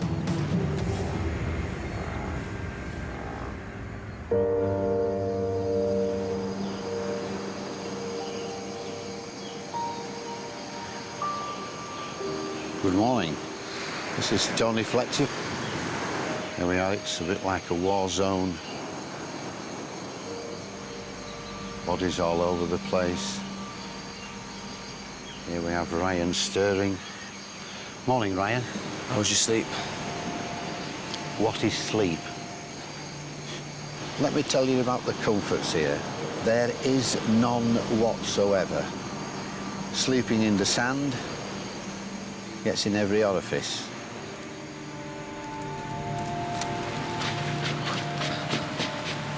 Fucking covered, mate. So make no illusion, folks. This isn't a set put up by Channel 4. This is bloody real. Do you know, the next time I gently complain to my PA about booking me into a 3-star hotel instead of a 4-star hotel, I just want somebody to punch me in the face. I'm properly hungry. Oh, yeah. I've got a knot right there. I get little pangs every now and again. I thought that's because I needed a dump, but it wasn't. A hunger pang because you need a poo. Since being abandoned here, the men have found almost nothing to eat. I want to eat something. Yeah. Oh, mate, a big fat fry-up would be epic, wouldn't it? It's day 3 and I'm starting to fantasise about food already. That's a bad sign, isn't it? Yeah, it's not a good sign. The average man needs 2,500 calories a day. Energy levels are dropping. I would eat a scabby horse in between 2 piss-soaked mattresses at the moment. Right. That sounds quite nice. Yeah, have you got that image? Yeah. That's how hungry I am. The problem with extreme hunger is your metabolic rate then drops, and your performance drops, and your decision-making ability drops, and you need both of those things to hunt effectively. You've got to be able to move, you've got to be able to think smart, and it can easily become this downward cycle. The hungrier you get, the less effective at hunting you get. I think it's starting to kind of kick into people just quite how hard this is going to be. The hunger pains are starting. We got to keep going, get through these first few days and get what we need to kind of then make life comfortable. Otherwise, it's going to be like this the whole time.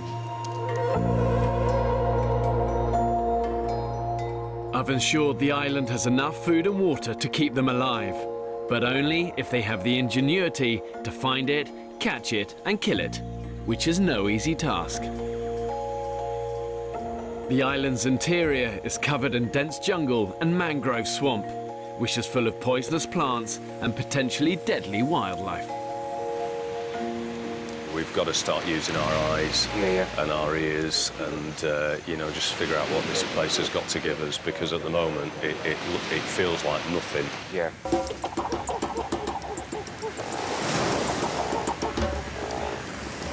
Good luck. If the men can't find a safe source of food quickly, they won't have the energy to hunt and they won't survive. Oh, man. What are you trying to look for, Ryan? Limpets. Limpets for the guys. Be careful. Wish I'd brought my shoes. Oh, fuck! Where are we going, dude? Tell the people where we're going. We're gonna get very hungry very soon. Yeah. Which is why I'm trying to catch something now. I've got my bait here, the live hermit crab. Hey, let me zoom in on that. Let me come in. There we go. Is that for the fish? Yeah, that's for the fish. He knows what's coming. That's why he's trying to get out. None of these men have any previous experience of surviving in the wild. Really, it can be a bit slippy.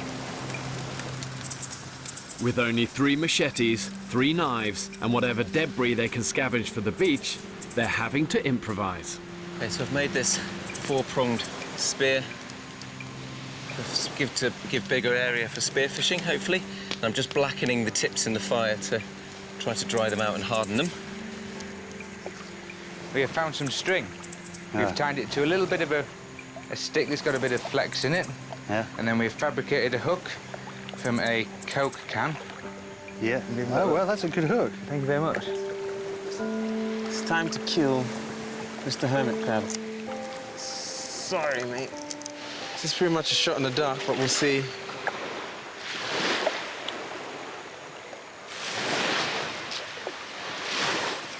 And there goes my fucking bait. Nah. That was a massive waste of time. Oh, here we go. What? You just pulled that bit of rock out.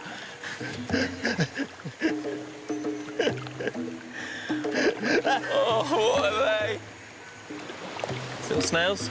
Nice. And 10 of these each? 10 snails each, but they're not enough, are they? I'm not going to Show us keep... that one? Well, it's tiny. It's not going to... No, exactly. It's not worth the energy of picking it out. No. If you think about it, how many calories have we burnt coming here? Yeah. More than a couple of winkles. Yeah, nothing. Desolate. What do you think to the fishing so far, Fletch? We might have just been dangling, haven't we, rather than fishing? We don't want much. Just take the hunger away.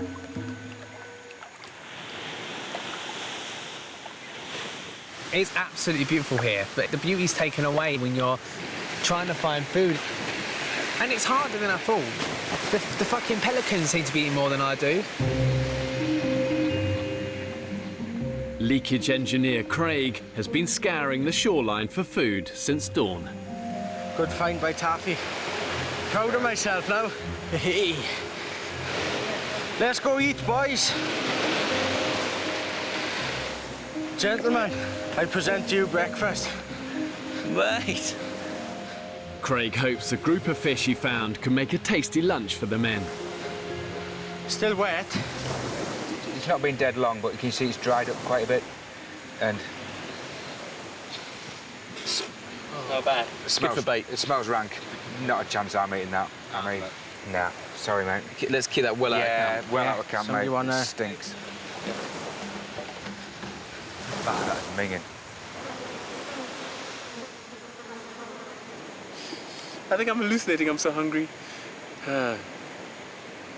We've gone out and looked for things, and we haven't found any. But I haven't given up hope. In a last-ditch attempt to catch some supper before nightfall, Saki and Joe have their sights set on another prey. I think if he goes for them, they'll come over here, and then I can go for them. Okay. Yeah. I could deal with some pelican right now. Bollocks. Shit. Sit. Run, get a stick, quick. Get a spear! Get a spear! Spear! Saki spotted a stingray in the shallows. Keep eyes on it, keep eyes on it. Hang on. Keep eyes on it. If they catch it, it could feed all 13 men. But these fish can be deadly. Stingrays have these long tails, them with these pointed barbs on the stinger. This has got toxins in it. If you get one of these near your heart, it can kill you. Yeah. And that other one has a really long It's a long sting, isn't it? That's a long tail. Despite the danger, Saki, Sam and Mike are desperate enough to take it on. Oh, shit. Okay, eyes on, guys. Ah, he's there. He's right in front of you. Put him on. To your left, to your left, to your left, to your left. Punch it, punch it, punch it, punch it. That way. And it got away. Oh, shit, look, I broke my... I got right between his eyes, but it broke the spear.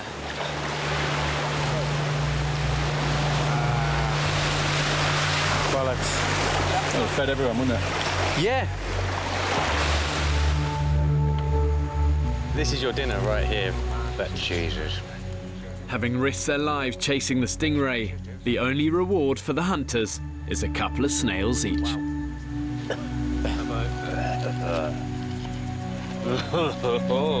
I'm hungry. Yeah, I'm very, very hungry. Feeling a bit weak. It's absolutely gutted. It's absolutely gutted.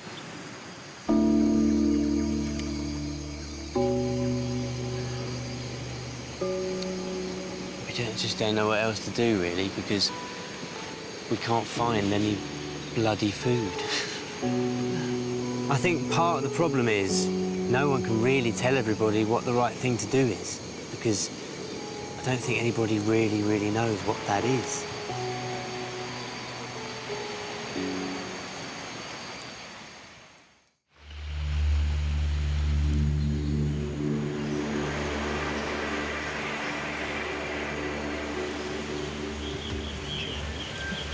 Look like you've lost more weight, Saki. Look like you've lost a little bit more weight, mate. Probably. After almost a week, the men have had precious little to eat, beyond a scorpion and a handful of snails. Yeah. I have no idea where the next meal's coming from. To the point where it hurts. It hurts stringing sentences together and just trying to find the energy to do things is near on impossible. I think, Christ, we've got another 25 days of this. All present and correct. Stand at ease, guys. Stand up, no sitting down. You pay more attention when you stood up. After yesterday's failure to find a decent meal, 70-year-old ex-policeman Tony wants a group to try a more organised approach. The main things are 3 machetes, 3 knives, all sharpened. That's dealing with our tools. One thing I've noticed is there's a direct correlation between the age of a guy and the amount of faffing about he'll have to do. Repeat after me. Machete and knives. Return to quartermaster. Great, guys. Thank you. We just wanted to get going and search and find something useful. And we had to sit and wait and talk and talk and talk. I know you've got a plan, but it's ridiculous. Yeah. Let's go get some more, get some dinner for the guys.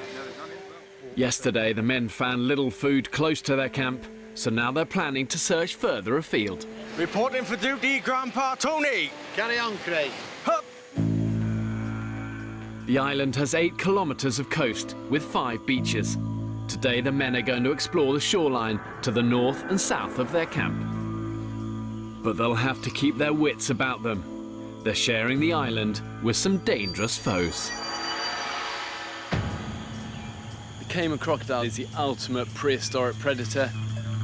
Their mouths are lined with basically these razor-sharp teeth, and they can bite with about 3,000 pounds per square inch. That's 3 times as powerful as a hyena or a lion. More dangerous than any snake, scorpion or crocodile is this fella, the death apple. And this is enough to kill not 1 man, but 20. And when you're surviving on an island, you're hungry, you see what you think is edible fruit, so tempting to pick it up, eat it. End game. Wow, it's getting really hot now. It's just thick, dense forest everywhere. There's nothing, I can't see anything if we want something to eat. Food may be scarce, but the island does have bounty of a different kind. Look about, guys, because this is a huge resource. Dental hygiene sorted. The beaches here are littered with waste that's been dumped in the sea and carried here on the tide. Plastic bottles everywhere. Oh, look at this. We found a fishing net. Oh, yeah? Brilliant. These old nets, washed up on the beach, could open up the oceans to the men as a source of food. Good find. As they say, give man a fish and he eats for a day. Give men a ton of fishing net and you can have a crack of fishing. Gentlemen! Hey! Further down the beach, there's more good news. 28-year-old Saki may have found the lifeline the men so desperately need. There's coconut. Can't hear anything. Full to the fucking brim. Found a way of getting coconuts down. We're just finishing it off. It's worked a bit, but it's splitting. Look at that. What could possibly go wrong there? Some coconuts up there, but that's a bit of an ask to get up there. Yeah, mate, that is ingenious. Whoa! The coconut saw. Mark 1. Oh, hello, what's this? It's good for the deadfall. A bit of work. Rupert, you might need... Oh, yeah, sorry. Safety hat. Hang on. Look what it's just made. Whoa. Way. 2. Well, should we have a celebratory coconut? I'd love one. Sweet and satisfying. So good. Coconut is incredible. There is definitely a reason that they call it the tree of life. It's like suckling from the teat again. I never did it. I can't remember that far back, mate, I'm afraid. You never done it? What, sucking on a nipple? No, tried human breast milk. No. No, I can honestly say no, never. Well, it's not nice. Apart from coconuts, there are really very few other fruits on the island that these guys recognise. And even though coconuts are a good source of energy and fluids, if it's all you have, after about 3 days, it's going to start to give you diarrhea, and then that's just going to dehydrate you further. There's only so many coconuts on this island. There's absolutely not enough for 3 a day for all of us for our stay. Yeah. So we can't just go, oh, we'll drink Crack them coconuts. open, drink them and throw them. No, The coconuts have given the men a much-needed boost. But if they're going to survive here beyond a week, they're going to need protein-rich food and fast. I'm feeling the hunger pangs. Just to have, like, a form of meat in your belly is gonna be immense. Not even meat, just real, like, proper food as opposed to little bite-sized mouthfuls of coconut. Matt, can you just put a drop of water in there for me, please? The men may not have enough food, but they do at least now have the means to brush their teeth. Dental business coach Chris has even improvised some toothpaste. What the F? I brushed my teeth with charcoal. No one's gonna kiss me after this. Let's do this.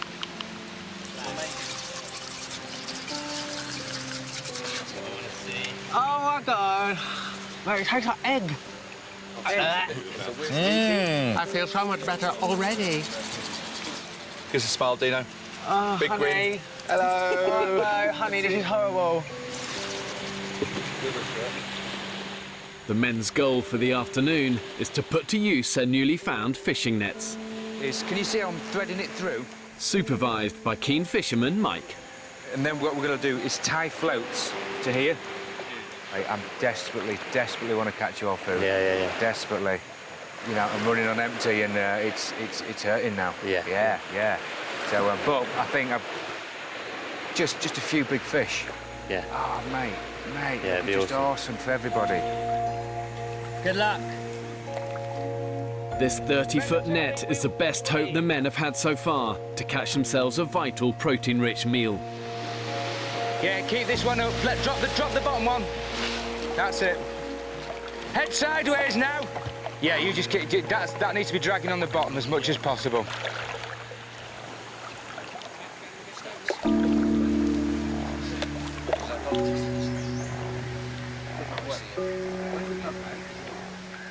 With the net set, the men's attention turns elsewhere. Has anyone had a wank since being here? I haven't actually.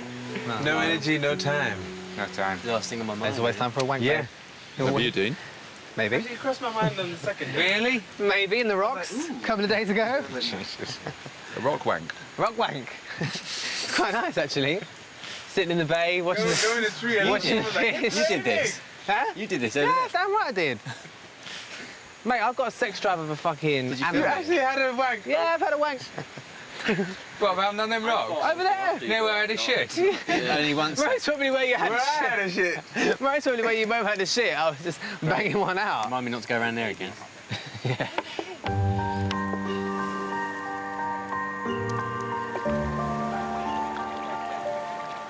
How are you doing, boys? It's now 2 hours since Mike and the men set the nets. Right, this is when it all gets tricky. Come together, come together. All the men's hopes for food today are pinned on a decent catch. Do you want another pair of hands? Just a gentle for the time being. I certainly hope they've got 13 big fish as a minimum. One for each guy. Cock. Well, that was shit, wasn't it? Yeah. Really disappointing, no fish. I thought we really had something going. But the fishing net, well, gave us nothing at all. I'm good at talking about fishing, but never put a net out to sea in my life. Yet as the so-called fisherman, I feel responsible. After an empty haul, the men face yet another long night with empty stomachs. Lamb shank with mint sauce, bread and butter pudding to finish it up. Crumpets, I love crumpets. Yeah. Loads of butter on crumpets and they just melt and the butter... Treacle on crumpets. So good. Driving me mad. I can't hack it. I want to eat something. Oh my God. I've never been so hungry in my whole life. Just something in my mind then. Just click. That's it. I'm starving. fuck, I don't know what I'm gonna do. Oh, man. As soon as I get home, chocolate spread, peanut butter and toast, and crackers and soft cheese and Marmite cheese and crisps, tortillas, fajitas, fried chicken, club sandwiches, sub sandwiches. Man.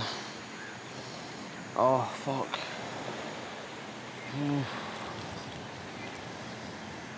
I can't wait to get off this fucking island, seriously. I can't fucking wait.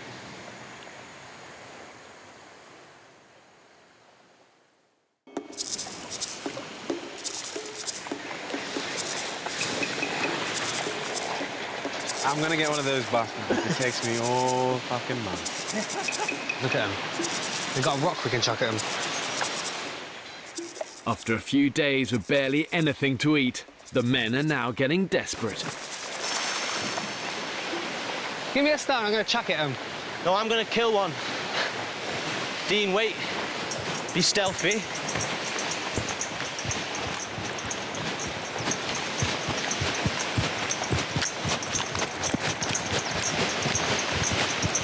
Chuck it, chuck it! Ah! What was that? Bastards! I fucked it up again! What happened? I slipped as I threw it. I think I broke my hand. Oof. Really?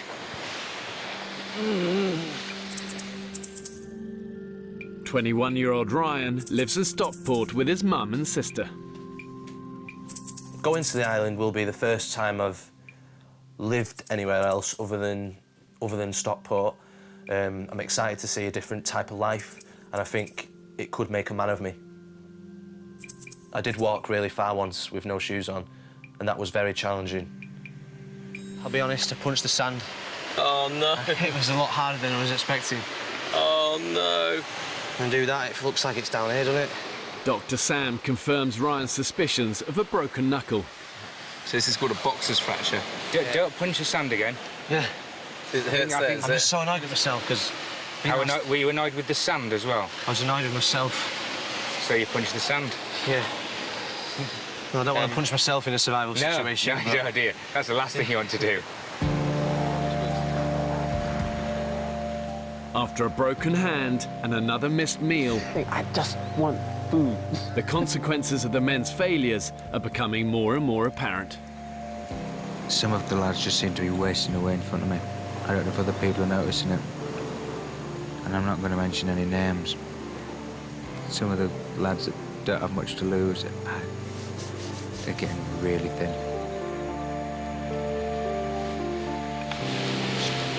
We're 13 strapping blokes. We're going to need a feed, and at the moment, wondering where that's going to come from. So I think we're going to have to, man up, get those machetes out, head inland, and just answer the question that really is troubling us all at the moment, which is, where is the real food? The next few days will be critical as the men use their last reserves of energy to try and hunt down the island's meatiest prey. So we're going to head down into the mangroves and see if we can see a cayman. I just saw a massive iguana head upland that way.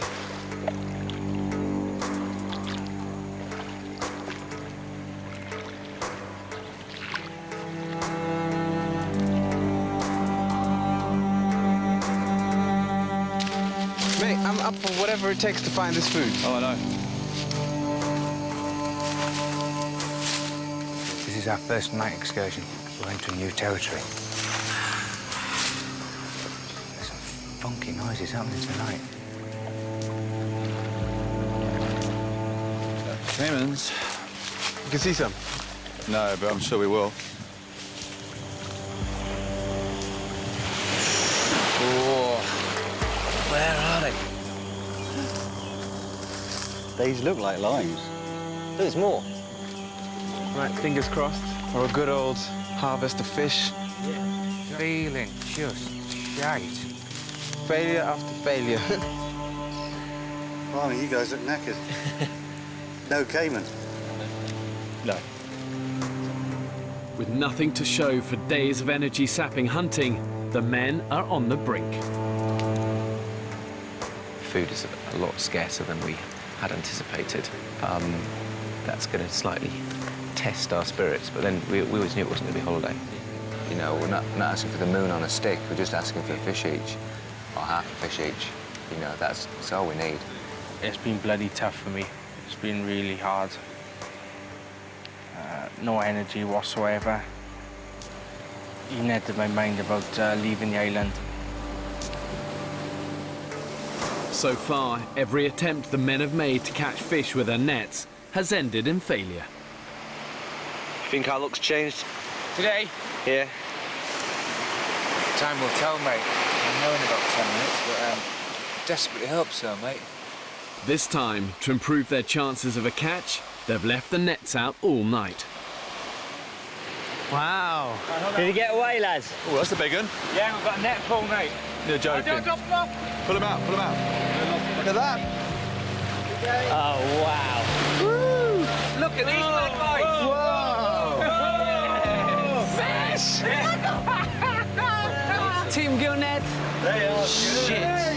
Beauty little catfish. Oh, nice. Look at that. Plenty on him. He'll go down well. Mate. Happy days. I'm going to have a full belly tonight on fish. That's cheering everybody up, isn't it? Oh, yeah. Oh, beautiful fish. Absolutely beautiful fish. We're going to be eating fish for dinner tonight. Flipping great. So relieved. I'm so relieved. The mood of the camp has just lifted.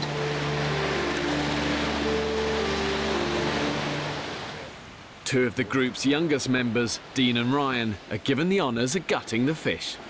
This is different to cutting someone's hair. Have you got in there yet? Shove it in and saw it through. Doing it for the team. That's it. Yeah, that's it. Yep. Grab it. Oh. That's it.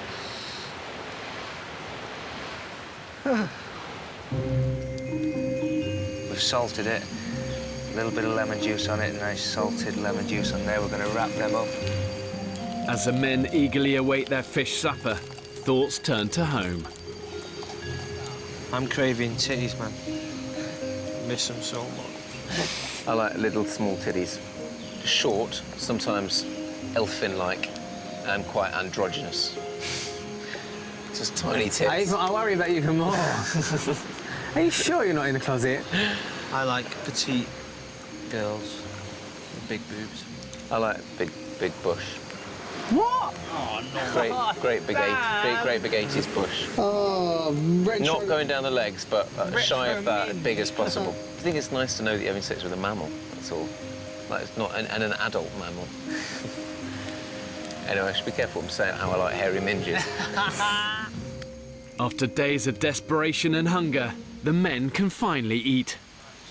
Oh, hello. So this is the fish, parcelled up, expertly by Fletch. So if you just take them off, That looks nice. That looks the part, mate. Oh. And it's a really weird texture, just that disappears into a kind of mush, doesn't it? Oh, Ugh. That's possibly the worst fish I've ever tasted in my life. It doesn't taste right for some reason. I think it's rotten. It's because we didn't drop the guts out quick enough. Oh, man. Left dead in the nets for too long, the fish have started to decompose, and their long-awaited supper is inedible. So disappointing. Gutted. Tastes like poo. It's a poo fish. I think you hit the nail on the head there. It does taste like food.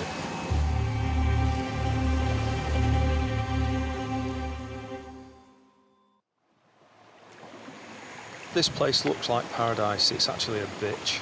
It really is. Jesus God, when I signed up for this, I knew it was going to be hard, but I didn't realise it was going to be this hard. Thank you very much. Thanks so much, Bal. There's a slow acceptance that we've got a long way to go yet, and it's all uphill. The reality of island life is biting. You know, it's easy to be positive and upbeat and enthusiastic when you've got lots of energy, but when you're sapped of it and you're experiencing failures, it becomes a kind of spiraling downward circle of lack of food, lack of morale, lack of energy. Come on, nature, give us some food. This morning, Rupert and Saki are heading to the mangroves, where they set one of the group's nets. We definitely crossed here. We went that way. Yeah. If they don't find food today, their time on the island may well be over. This is the second riverbed. So this is where we were. When the tide's in, these mangroves are teeming with life. The tangle of roots are a breeding ground for many animals, like reef fish, turtles, and the Cayman crocodile. The tide's out, isn't it? Yeah, there's no water here today. Yeah. Okay. Nada.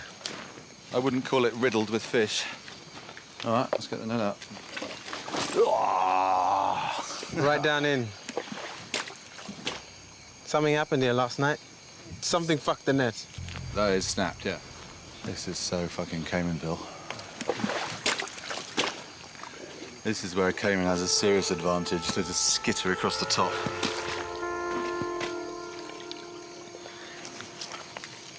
Lives to fight another day. Rupert and Saki must return to camp with nothing but a broken net. Let's go. This ground is so treacherous. Oh, this big Cayman right there. Holy shit. Holy shit, the bed, man. He's watching us. Mate, he was right next to us. He was. Fucking hell. Sorry. This is what we're talking about. That's a big one. That's dinner for days, mate. Oh, I got this. No, get the string. We'll Yeah, make a noose. Make a noose.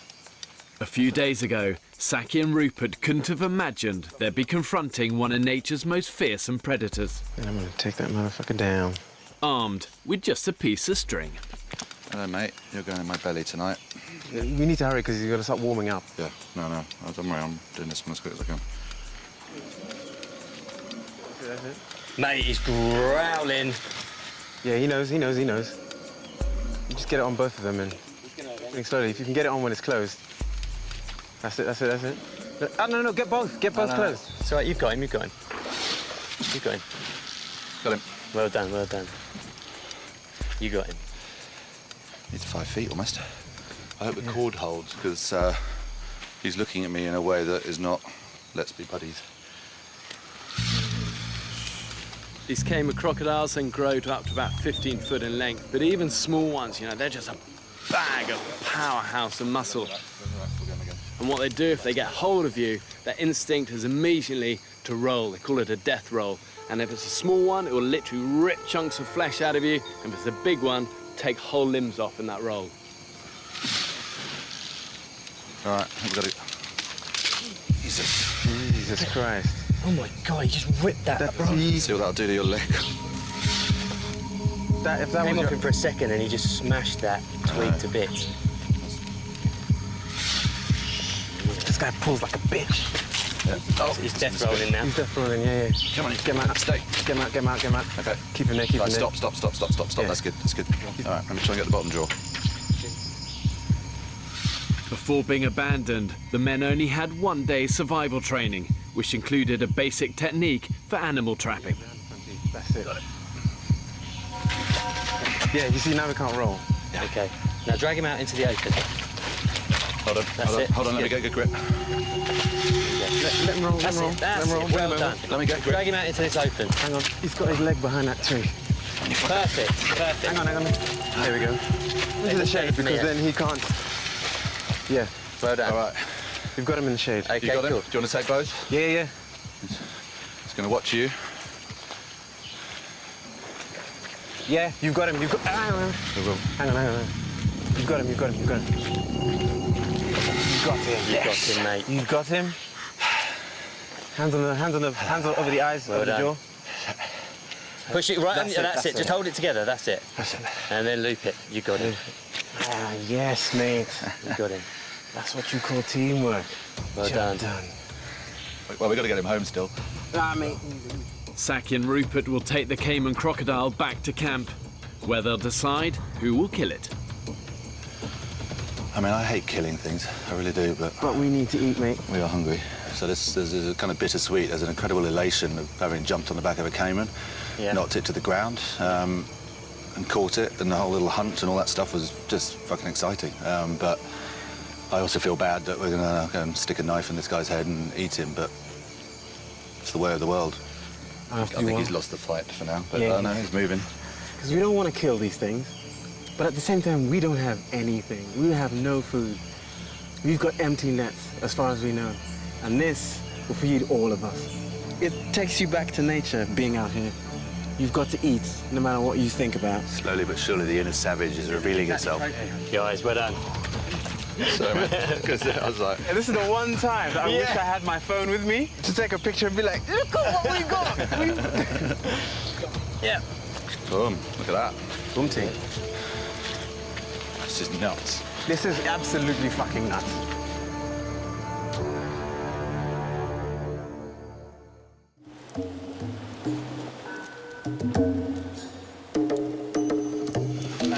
Jesus. Come on, get him out. Stay. Get him out, get him out, get him out. You got him. Yes. You got him, mate. After days of fruitless searching, Rupert and Saki have caught a Cayman crocodile in the mangroves on the far side of the island. We evolved to run away from these things. Yeah. The fear that kind of stirs in you. It's a primal need to get out of the way. Yeah, it is. Oh, hello.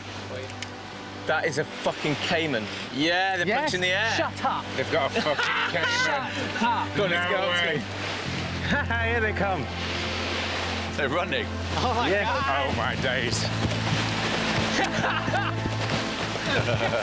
Tonight we feast like kings. Yeah! What a beauty. That's a big fucker. Still alive. We haven't butchered him yet. Yeah. Mate, fucking congratulations. Yes, buddy. Suck my dick, Cayman. What happened? Mate. Rupert jumped on his back. I had his jaws. We got 2 ropes on him. Yeah. And then held him, pulled him out. We had to pull him out, and mate, he ripped this branch open. He went just for a bit in branch half, and like just the size of your arm. Just yeah, mate, snapped just it. took it out. You we got him. Absolute legends. Real. Yeah, mate. Wow. Well done, lads. All right, lads. Well done. Well done. Mate.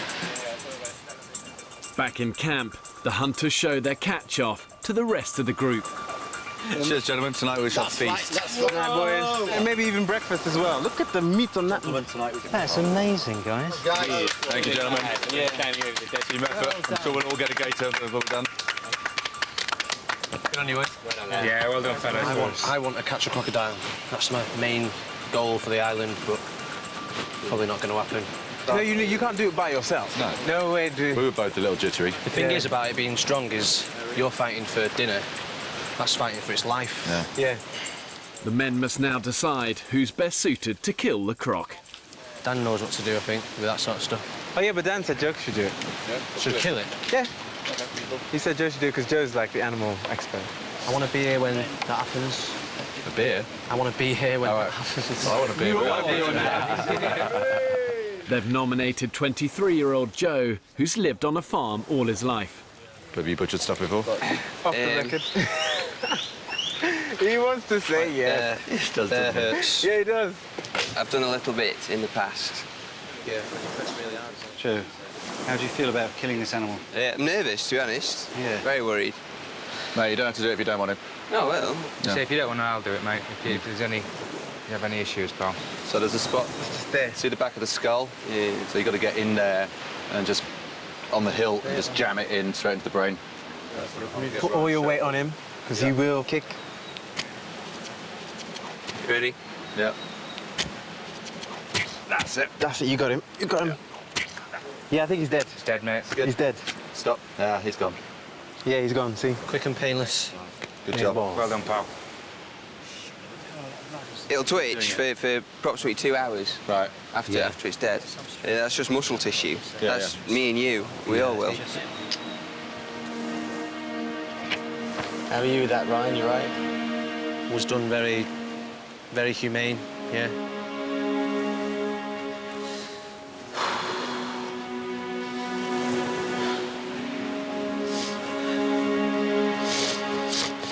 I think as a society we've become so sanitised about you know, food, and we're so used to going to a supermarket and you pull something off the shelf and, you know, it's meat and you might not even know what sort of meat it is. It's nicely pre-packaged and you take it home and you never think about where it's come from, that an animal has been slaughtered to feed you. I thought I valued our life like the same, like anything from a scorpion to a human being, but seeing that incident, it just set me over the edge a bit. Mate, it's the first time any of us have seen that, so... I know, it's just affecting me, that's all. No, totally, it's affecting me as well. I don't believe it was done the most humane way possible and everything, but... Yeah, it's still one of these weird things. I don't know why, it's doing the same, it did the same thing to me. Yeah, I don't know why.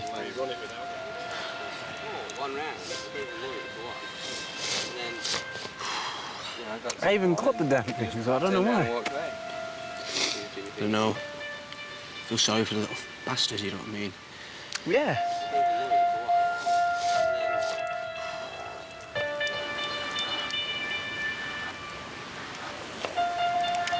Mate, that is just oodles of pure, beautiful meat.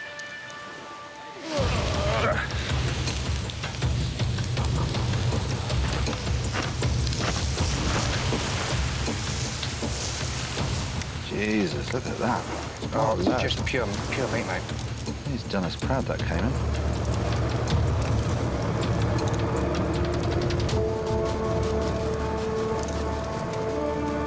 Huntsman Saki has the honour of beginning the feast. About to have the first taste of a Cayman. It smells like heaven. Wow, look at that. Golden brown and white underneath. Oh, man. Is it good? You have no idea. What's it like? What's it like? It's fucking beautiful. Oh, baby. Man, this is amazing. Take that. This thing. Oh, it's so meaty. Oh, man. Mate, it tastes like a kebab. Good kebab or bad kebab? Like a good kebab. Like, good. like a chicken shish. My body's just saying thank you, thank you. Yeah. I think everyone's been flaking a bit today, but that is just in time, really. Tonight, for the first time, we're a tribe. Not a bunch of guys who've been chucked on an island. We're actually a tribe today. Everybody's done the bit. Everybody's had, oh my God, everybody's had a corner. Everybody's had a job to do, and everybody's got on with the job. And tonight, we're a tribe. My belly's so full. It doesn't take long for the men to feel the impact of their first meat meal. Can I borrow someone's head torch, please? You going for poop in the sea? I'm not doing it in the sea, no. I'm gonna go and dig a hole. You better go down far away from camp, because somebody shat near the camp there and I can smell it. Yeah, that's Where? Somewhere, so whoever shits in the woods has been shitting too near the camp. Well, it wasn't me. Mate, I shat in the sea. I've had a shit on top of a Scottish mountain before. I had a shit overlooking the Grand Canyon. I had a shit in a car park. Next on the island, Tempest Flare. What the fuck are they doing? What did you just fucking do a wanker sign towards me? Fuck you.